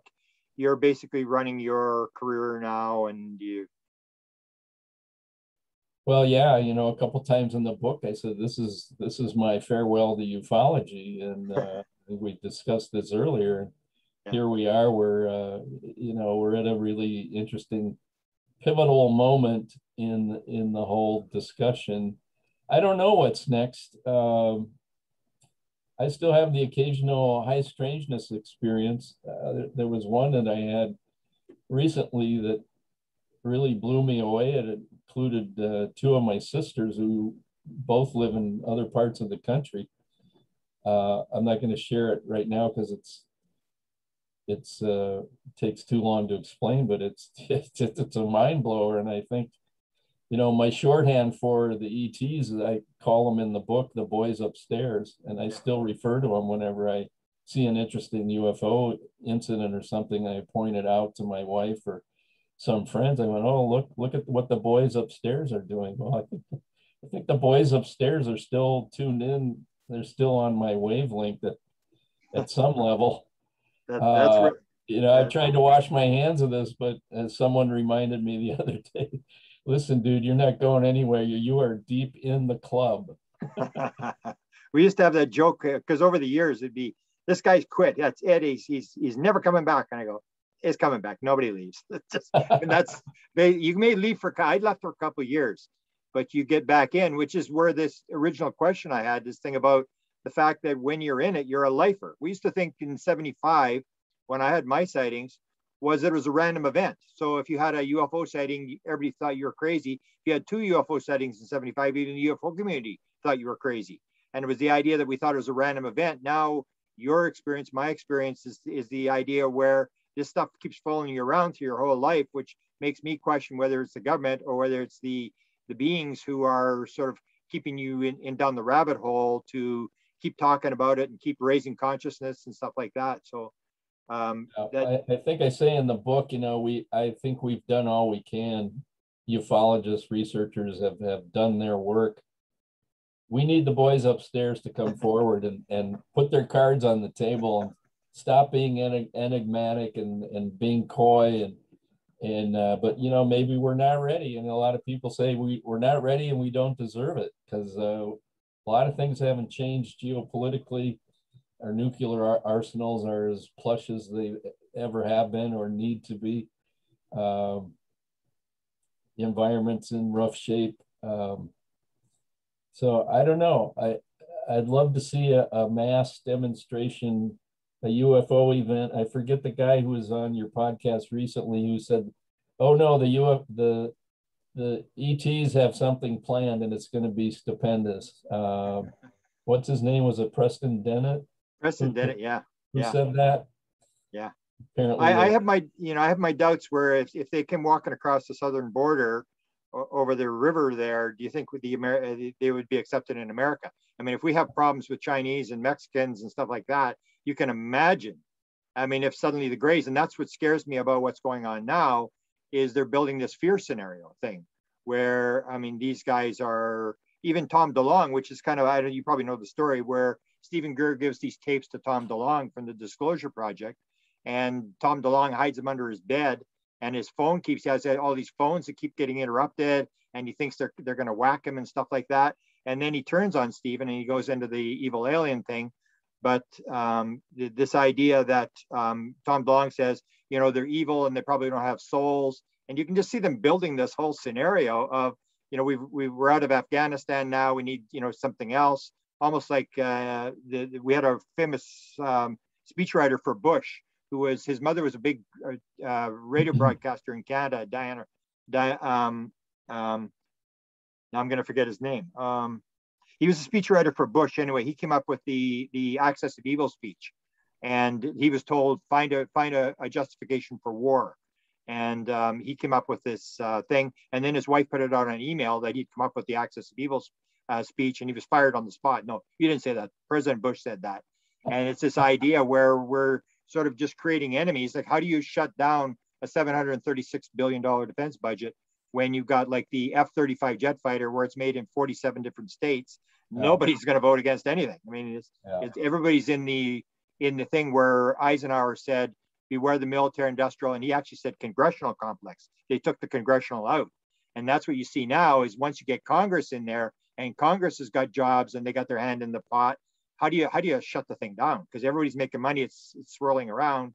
And I don't really see. That's why I really support in a way what Stephen Greer is saying, is that it looks scary the way they're building this scenario. Or if you saw the podcast I had with Melinda Leslie, where she's in contact with Jim Semivan, and he's the co-director of To the Stars, and he said, Jim, what is there that I could say that would get you so pissed off you'd never talk to me again? And he said 4 times, mess with the money. We're going to get money from Congress. Don't mess with it. You can say whatever you want, all the theories you want or whatever. Yeah. And so to me, it's always been this idea is, they want the money. Now, are they going to use it for UFO research in terms of figuring out what it is, or are we going to build weapons with it? Yeah, well, I think that's a big question, how it's going to wash out. And Danny Sheehan said this to me early on, and Greer has always believed this and practiced it. Citizens Initiative. Yeah. This is too important to leave to the government. And I go into the historical record a little bit in my book, talk about other citizen initiatives where just through the decades, like for instance, these citizen groups, many of them relatives of the people who were harmed in radiation tests, military personnel and civilians. The government denied that for, I don't know how long, from the 40s until mid 90s, when Hazel O'Leary, who happens to be from the Twin Cities, was the Secretary of Energy. And she said, okay, we're going to capitulate here. These tests did happen. We're opening the files, and I'm sure we'll see lots of litigation, millions of dollars paid out to the survivors, relatives of these people that suffered these horrible experiments. Yeah. So, citizen initiatives, I'm pretty much down with wherever those are going. I think Sheehan would tell you the same thing. Greer's CE5 initiative, his disclosure effort. I mean, it's all citizen driven. Danny said to me at one point, it's too important to leave to the government. They're not going to do it right, number one. Yeah. Well, that's why I'm glad your book has come out, in terms of, you've come out from under your rock now, and hopefully you'll get some chances to speak, because I think you're on the mark. Let's go for some final questions. Give me the reason you call it the Space Pen. What's that all about? You talk about it in the book quite a bit. There is a real Space Pen Club. It was a club that formed when I was in college in the 70s in central Minnesota at St. John's University. One of my classmates who worked at the college bookstore came home one day with a Space Pen, the only pen to write in space, made by the Fisher Pen Company out in Nevada. Yeah. And at first it was kind of an in joke among people in the dorm, and then we started building events around it. Like we'd have a Peek with the Leaves in the fall, and spring rites in the spring out at this desanctified chapel across the lake from the university grounds. And you know, I kind of looked at it as an iconic representation of what it represented. It was self-exploration, cosmic consciousness and communication, transcendence, and the occasional quest for girls, beer, tunage, and the controlled substances. But you know, seriously, the founder of the club, and they're still pretty active today, especially the core group, the founder, Denny Lynch, always said that the pen represented possibilities. Wow. And I think that is exactly right. It's so true. And I think this subject, the whole ET discussion, the whole UFO cover-up, it presents possibilities, unlimited possibilities. And you know, what would it be like if we finally acknowledged that we're being visited by other civilizations? What might they bring to us? And I go through a litany of things that they might bring to us. I don't think they're here to save us. Yeah. I think they've given up. I think they've given up on that. But you know, as Danny Aykroyd points out in his wonderful endorsement for the Space Pen Club, you know, these beings, these civilizations may bring us great medicines, new technologies that would solve a lot of our climate issues, a lot of the inequities in the world, a lot of the misery in the world. He articulates it pretty well, and you can read his endorsement at the book website, thespacepenclub.com. How did you get to know him? You know, I don't really know him personally. We have a mutual friend and a guy named Pat Hayes who played in a blues band called the Lamont Cranston Band. They've been around for 50 years. Dan's a huge blues fan. Obviously, he doesn't play Jake Elwood just because he thought it was a good character role for him and for his career. Their road manager named Rico Anderson had a good working relationship with Dan. In fact, when the Blues Brothers broke, they wanted to hire the Cranstons to tour with them, and the Cranstons made a huge mistake and said no. I mean, it was kind of career suicide, but that's the way it worked out. But when I wrote the book, I thought, I said, I got to get something from Aykroyd. So I called Rico, the road manager for this band, and I said, I know you're in touch with the Aykroyd camp. Can I send this manuscript through you to them, which is how it worked out. I sent it in mid-November of last year. And in early March, I got a note back from Dan's assistant. He's back in Canada now. Okay. And said Dan loves the manuscript, and see his note below. And he said I could use his endorsement in whatever way I wanted. And, you know, I did some pretty furious revisions of chapters 9 and 10 of the book because there was so much happening here in the last 6 months. Yeah. I mean, I was revising right up a couple days until publication in early June. Yeah. So I sent those chapters off to him. I said, it's really important. I said, chapter 10 is, I think, a really, really good final chapter for this book. And I hope Danny will read it. And she acknowledged that he did. And so I recently sent him a finished copy of the book along with a space pen, a 50-year anniversary space pen that engraved his name on it. So. Wow. Now, a couple last questions. Now, you got going on something that I'm big into, and you're big into, and we never even discussed it, and that's music. Now, I'm a musical idiot, and you probably know I got stuck in this rabbit hole of an experience. You're telling me that the aliens were telling him that the message is in the music, and they wanted me to know this. You mentioned one in your book. You mentioned a band. I've got 4 bands. You give me the 4th one.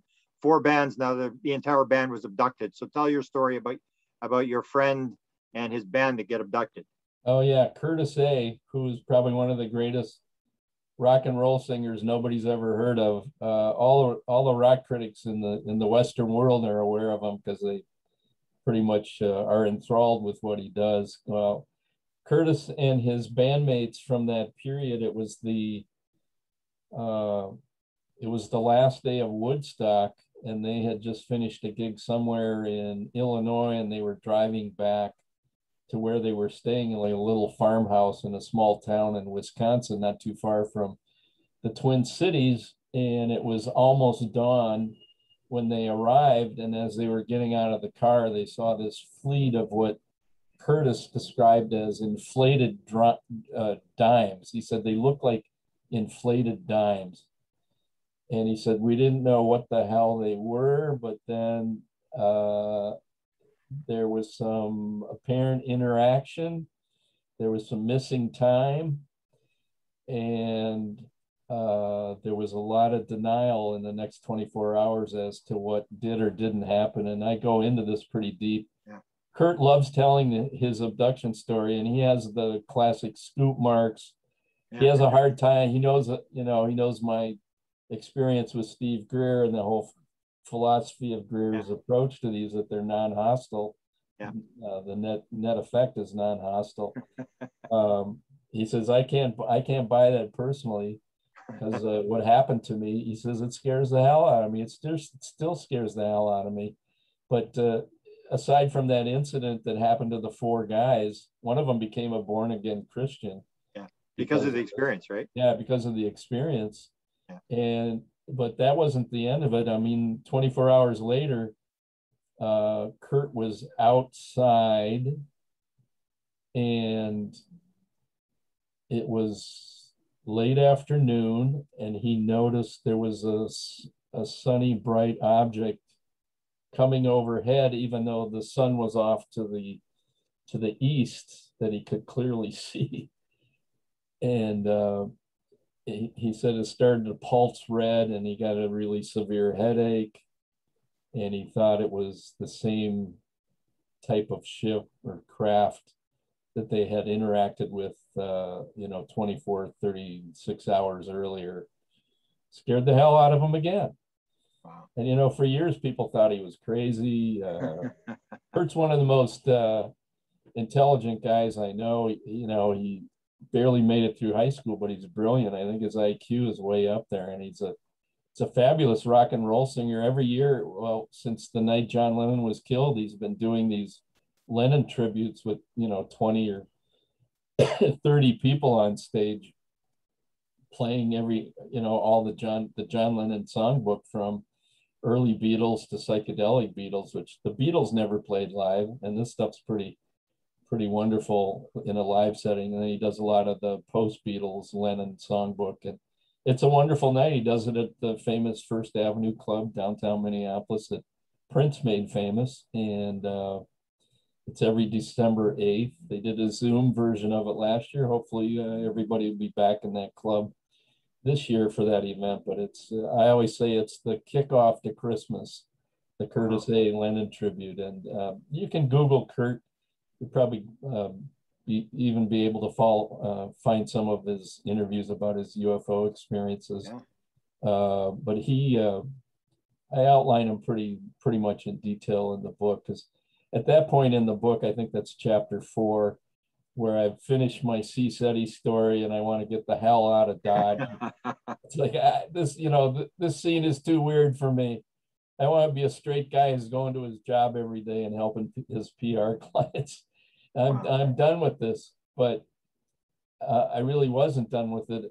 And the word had gotten out in the rock and roll community that I used to cover back in the late 70s through the early 90s, which I have a memoir about that too. It's called Hijinks and Hearsay, Scenester Stories from Minnesota's Pop Life. And it's got everybody that I interviewed, from Dylan and Prince to U2 to Devo, a bunch of comedians, Jerry Seinfeld, Louis Anderson, who's now a close personal friend.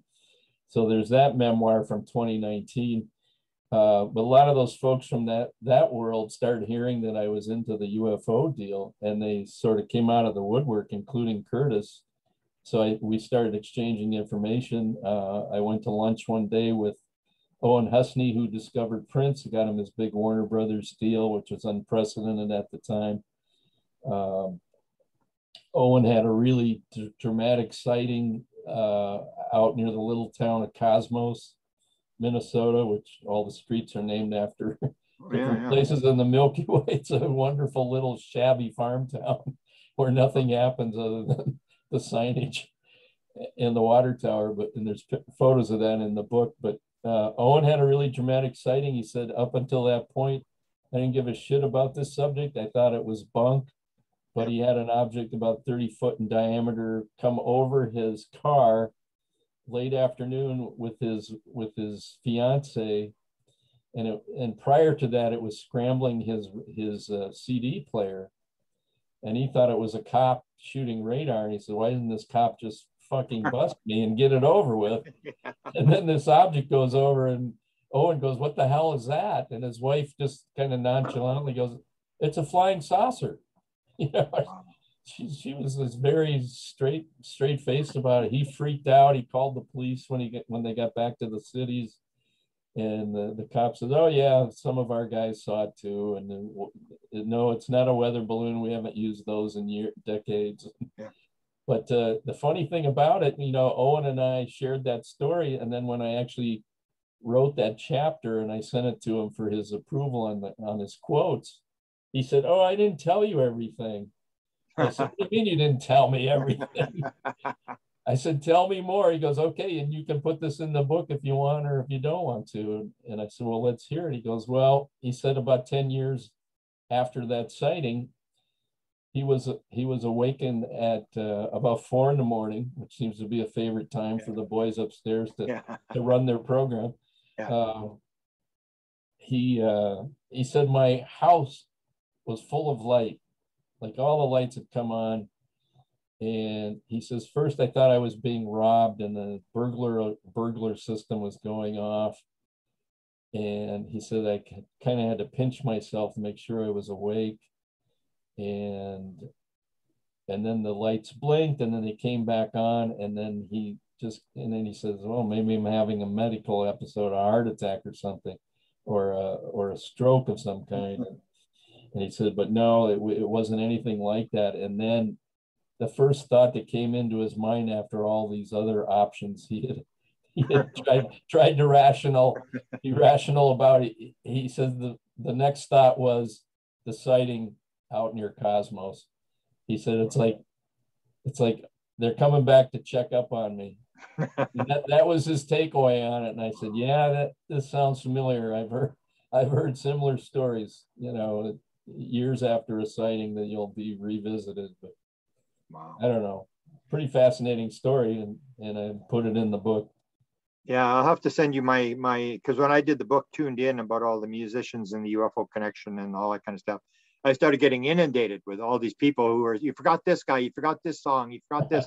And it was like, oh my goodness, a guy like you has to maybe go down to do it, because I think you read Michael Luckman's book. Yeah, that's a great read. Yeah, so I went off mine, and then Michael Luckman was doing another book. When he heard I was doing a book on music and UFOs, then he said, "Oh, I've got enough for another book." And I'm sure he was finished the book, and he had a stroke and died. So then I was trying to New York. I'm trying to say people in New York are saying, "Do you know where the manuscript is? You know," because he was a producer in New York.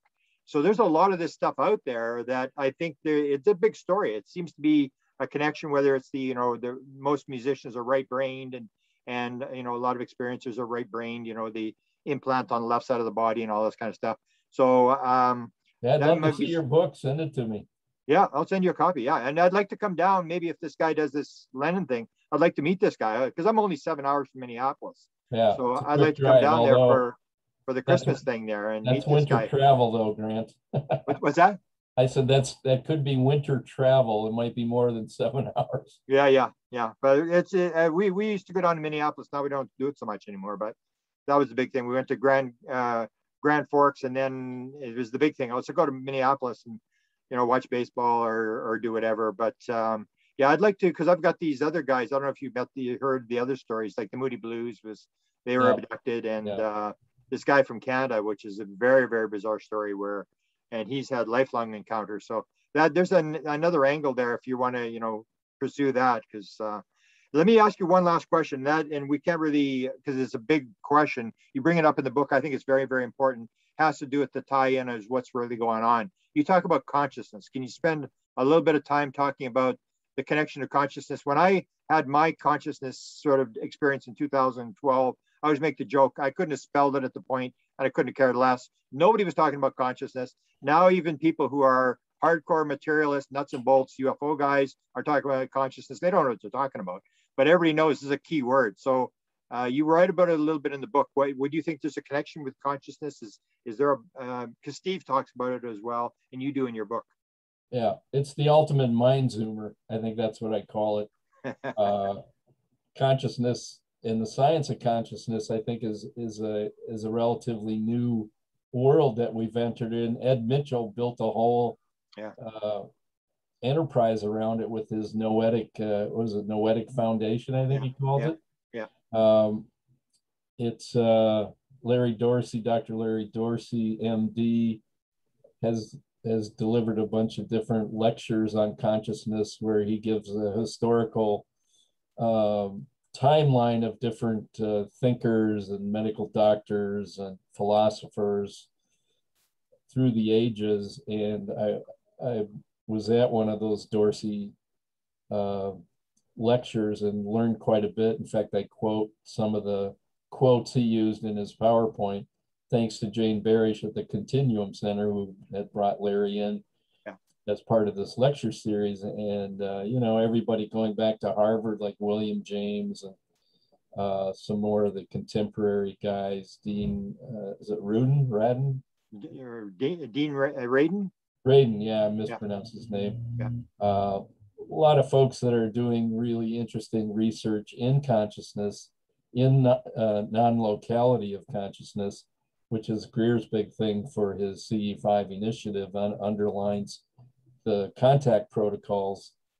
And, you know, he's written an entire book about that, The Imperative of Consciousness. It's in his early book, I think, The Evidence and the Implications. One of his first books that he self-published.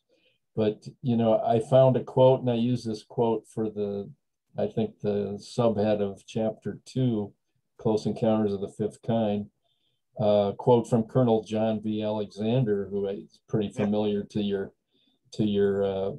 fan base, I'm sure. In his book, UFOs, Myths, Conspiracies, and Reality, I'm going to read this from my notes so I get it right. Alexander writes, "We agree that at times hard physical craft exists, but there is much more to the phenomena. Unfortunately, the true boundaries are unknown. It seems certain that human consciousness is at least part of the formula." And I think that's kind of the prevailing takeaway. If there's any sort of moral or what can I bring home from this book of mine and other books similar to it, it's the whole consciousness discussion. And that's where I think, for me personally, that's where the discussion needs to go.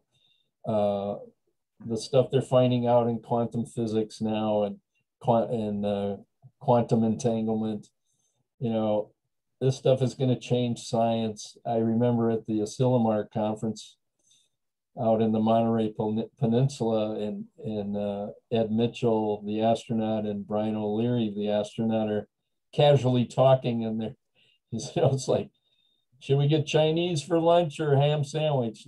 But they're saying, you know, just kind of talking off the cuff during a break between taping with these people who are being interviewed.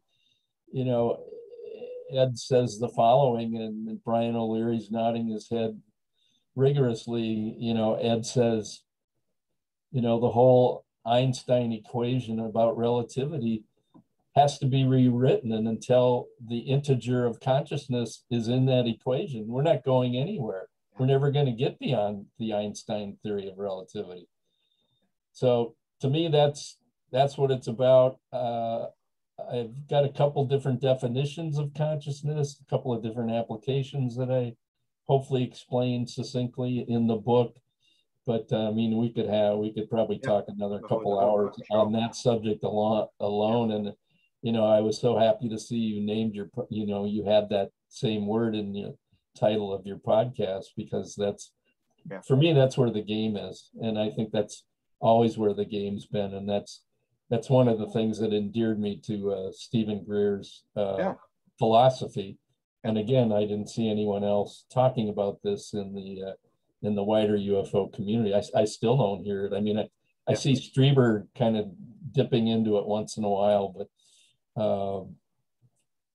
I think he's way down the road on most of it. And I think some of the books coming out now on consciousness are the ones to be read and to be discussed at many different levels. Yeah, and that's where Steve will get vindicated in the end, because he was talking about it before anybody was talking about it, and he was seen as this crazy guy, and he was basically like you and I and a lot of people. It's like a lifetime of experiences where he was shown how this works and was given this material and has followed it and will turn out to be right, I think, in terms of the fact that you can interact with this. It has this consciousness link to it, and everybody's just sort of now getting on board. But, that's where I see with the UAP thing is these people haven't got a clue.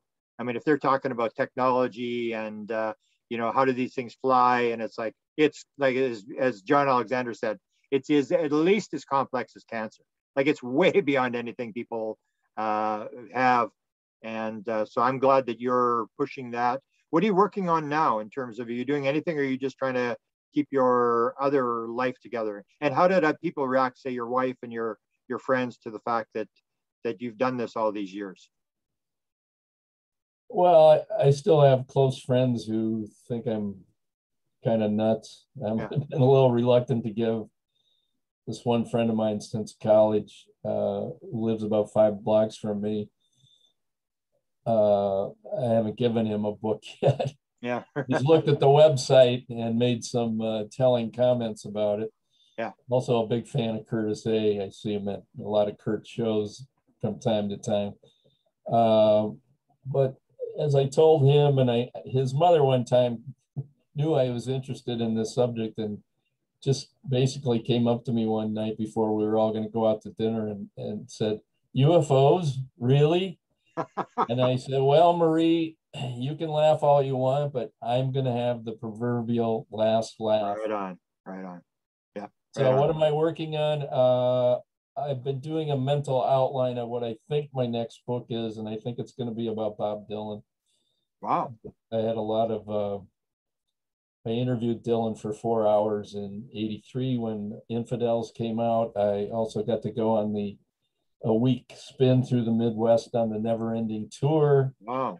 I had some interactions with him socially when he was running around town here in '83. I was close.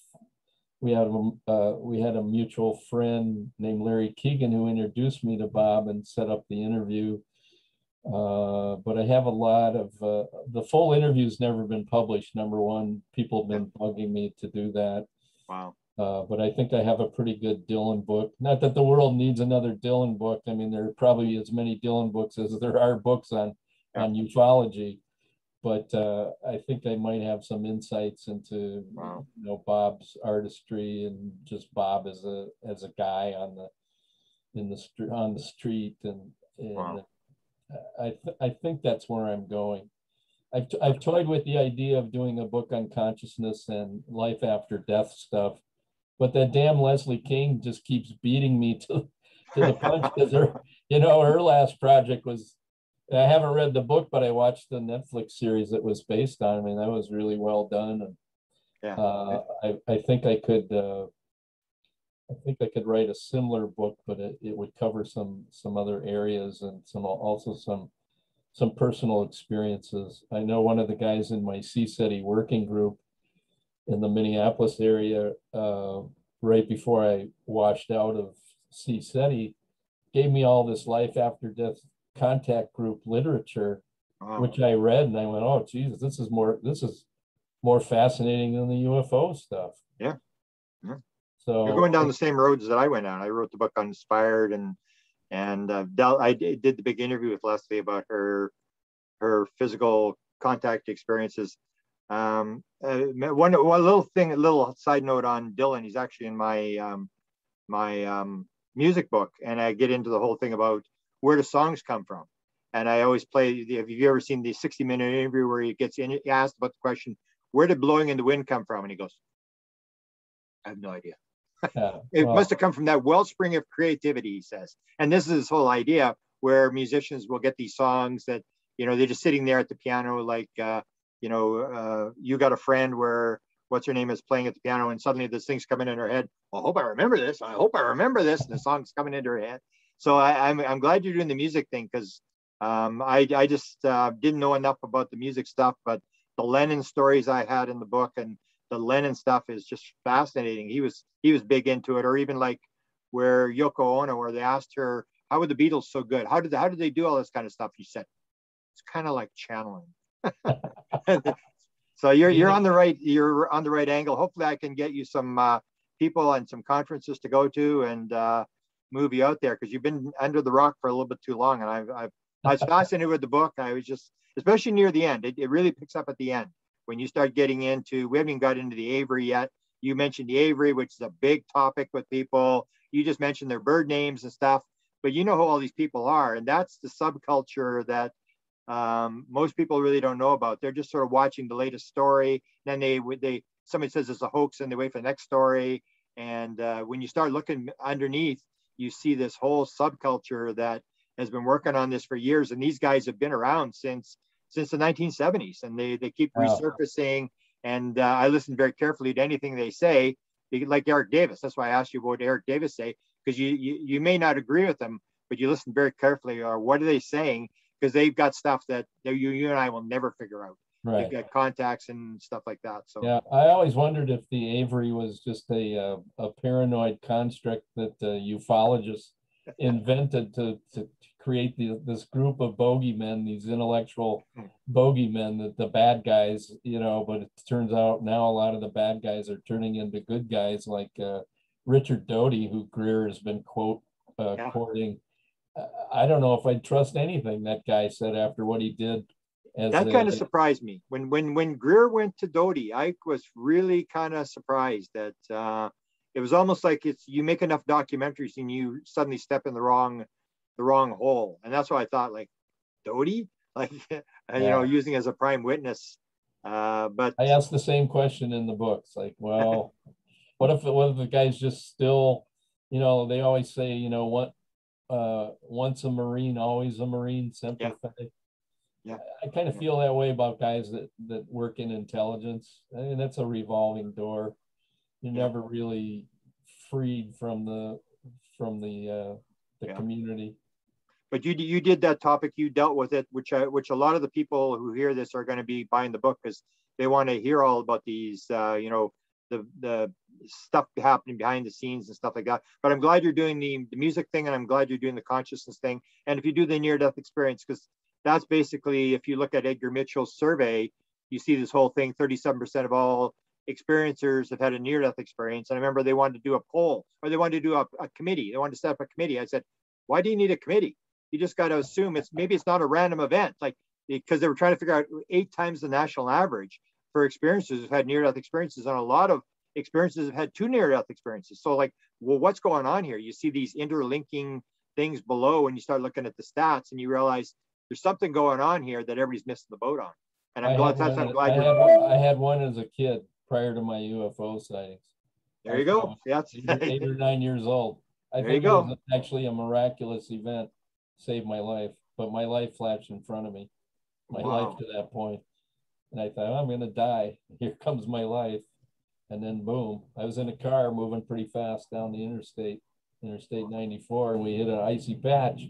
Wow. And the car started spinning like this toward an overpass abutment, concrete. I went, it's over. And then I saw this film strip of my life, and then somehow the car did a 180 degrees, and it went into the ditch backwards. And there was a big highway, what do you call those guys that work for the highway department? Highway department guy. Yeah, okay. He was behind us in this big dump truck, and he saw the whole thing. And he pulled us out of the ditch. He said the same thing. He said, I thought you guys were going to die. thought you were going right for that concrete barrier. Wow. Well, I hope you're right about that, because I didn't know you had that experience, and that leads you to the whole that first question is like where Yvonne Smith used to call the experiences the chosen.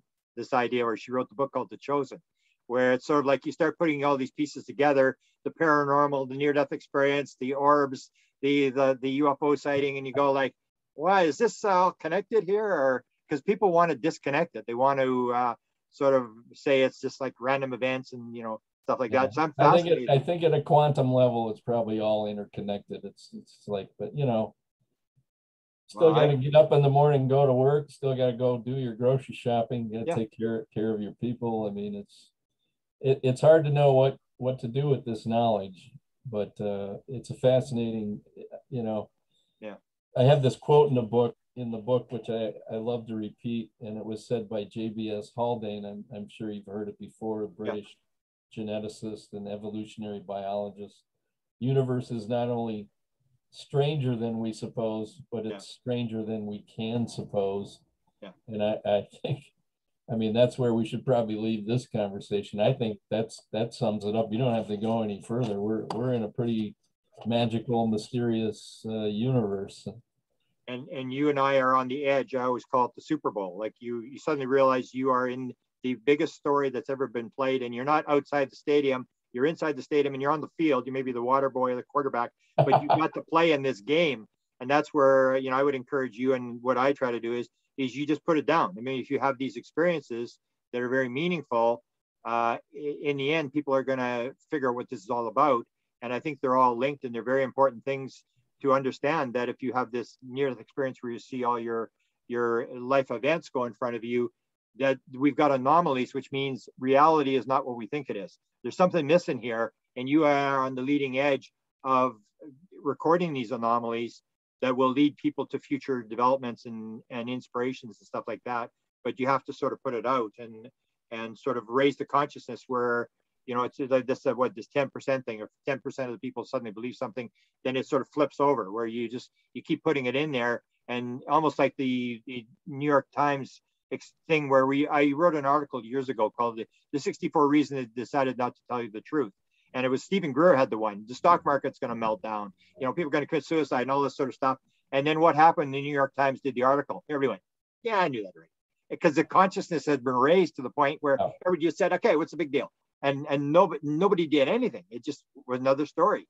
Yeah. And so that's the thing. I think the public's way out in front of the government agencies and the leadership and everything. And, as my friend Tom Talene, who did the Minot research, said, he said, we've been conditioned so well. The management of the subject has been handled so perfectly that people now, they've been acclimated to it, and yet nobody really knows what the hell, what the ultimate secret of it is, or where these things are from, et cetera, et cetera.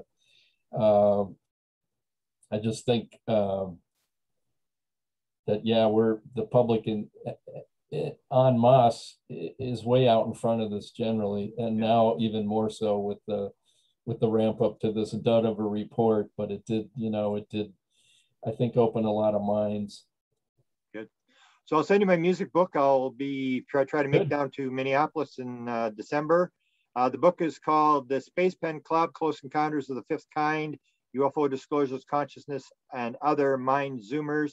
I have read the book. It is worth every dime you pay for it. Martin Keller, you're on the leading edge, and I thank you for allowing me to pick your brain. And I picked up an awful lot of stuff in your book, and I picked up an awful lot of stuff from this interview, and I appreciate your thank you, Grant. And thanks for the time. I do it anytime. I love checking in when you guys have the the breakdown of different events. And those are very informative. I'll listen to anything Danny Sheehan has to say. Yeah, maybe I'll bring you on a panel with Danny. Yeah. I'm trying to send him a copy of my book, but I'm having trouble finding his address out west. So. Oh, okay. Well, we can maybe help you with that. But we'll maybe stick you on one of the panels when we do the panels with the disclosure stuff when Danny's on there, because he likes to. He realizes the same thing. You got to get the word out. That you got to be talking, and I think that's where he does the thing where he's not going to break off with with Greer or Elizondo, because he believes he's on the inside, and as long as he keeps people talking, he can break down the fighting. Whereas if you separate, then it's all over. You're never going to go anywhere. So yeah, his heart's in the right place. Yeah, and very sharp guy. And when you especially when you meet him in person, and he starts swearing and he says stuff he doesn't normally say, you're going like, this guy's a pretty cool guy, and he's got the cool hair, he's got everything. He's like sort of like almost like a storybook character. Yeah, there's a good scene in my book about Danny lacerating Chicken Little at the Laughlin event, and just I thought young Chicken Little was gonna have a breakdown right there at the lunch table, but Dan's a good copy, as they say in journalism. Yeah, he did the one. I don't know if you saw the one with Danny Sheehan and John Alexander, where he's the moderator, and it's Stanton Friedman versus John Alexander. And basically, Danny Sheehan takes it as the opportunity to put John Alexander on the stand. And it was just like relentless. Oh, you didn't answer my question. Now let's go back to the question. And he was going, and there was people getting up and walking out of the room. They felt sorry for John Alexander. I couldn't believe it. That would be a first.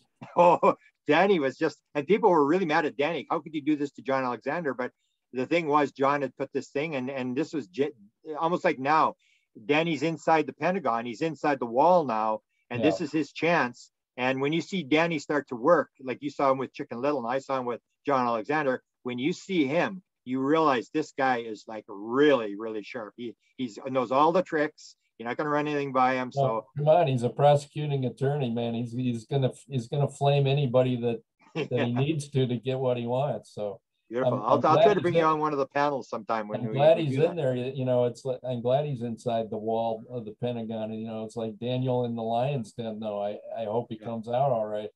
Oh, I think so, because I even asked him that a couple of times. Like, how do you think you're going to be able to switch it? And he said, well, we'll see what's going on.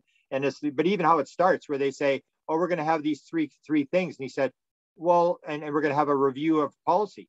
Well, that'd be good to start. But no, that's not what we want. We want an investigation, and we want all the groups to work together to come in. And he actually got that. They're all in the same room instead of breaking it into 3 investigations where the one says, I don't know what the other one's doing and stuff like that. He's a sharp guy. Yeah. Wow. I always said, like, once I saw Danny Sheehan was on our side inside the wall, I said, we could actually win this thing. Yeah. Danny Sheehan is in there. It's like, because it's so, you know what it's like. I mean, it's so, Stephen Greer ran up against this for years, that you send letters and you wait for them to reply, and they don't have to reply, and they walk around you, and all the delaying tactics. Well, they can't do that anymore, because now it's like the guy's inside the wall now. They can't play that game anymore. Yeah, and it's in the public square without all the funny noises and winks and nods. Yeah. Or even sure. Or where they tell him we want a non-disclosure agreement. Then he said, no, I'm not. Keep quiet.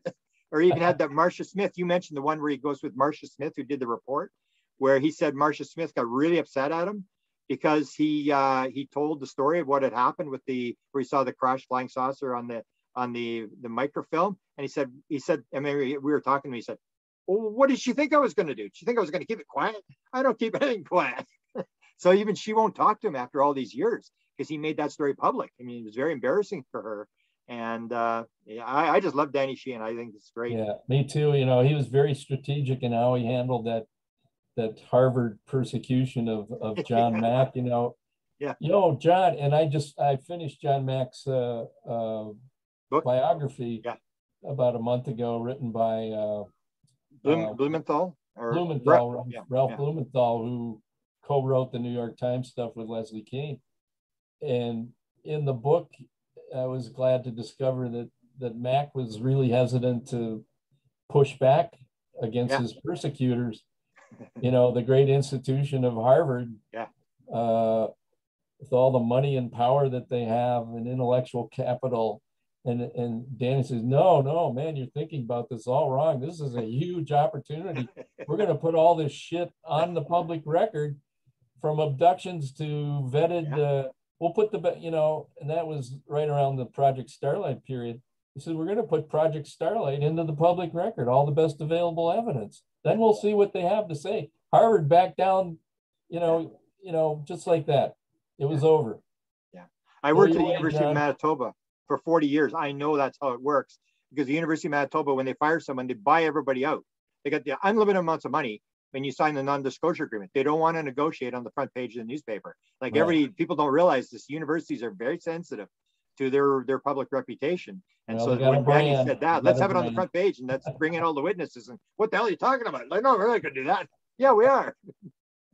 That's wonderful. Well, thanks for the conversation, and let's stay in touch. And I just absolutely thoroughly enjoyed, and I hope everybody's going to pick up what you're doing, because you are a guy that people should be listening to.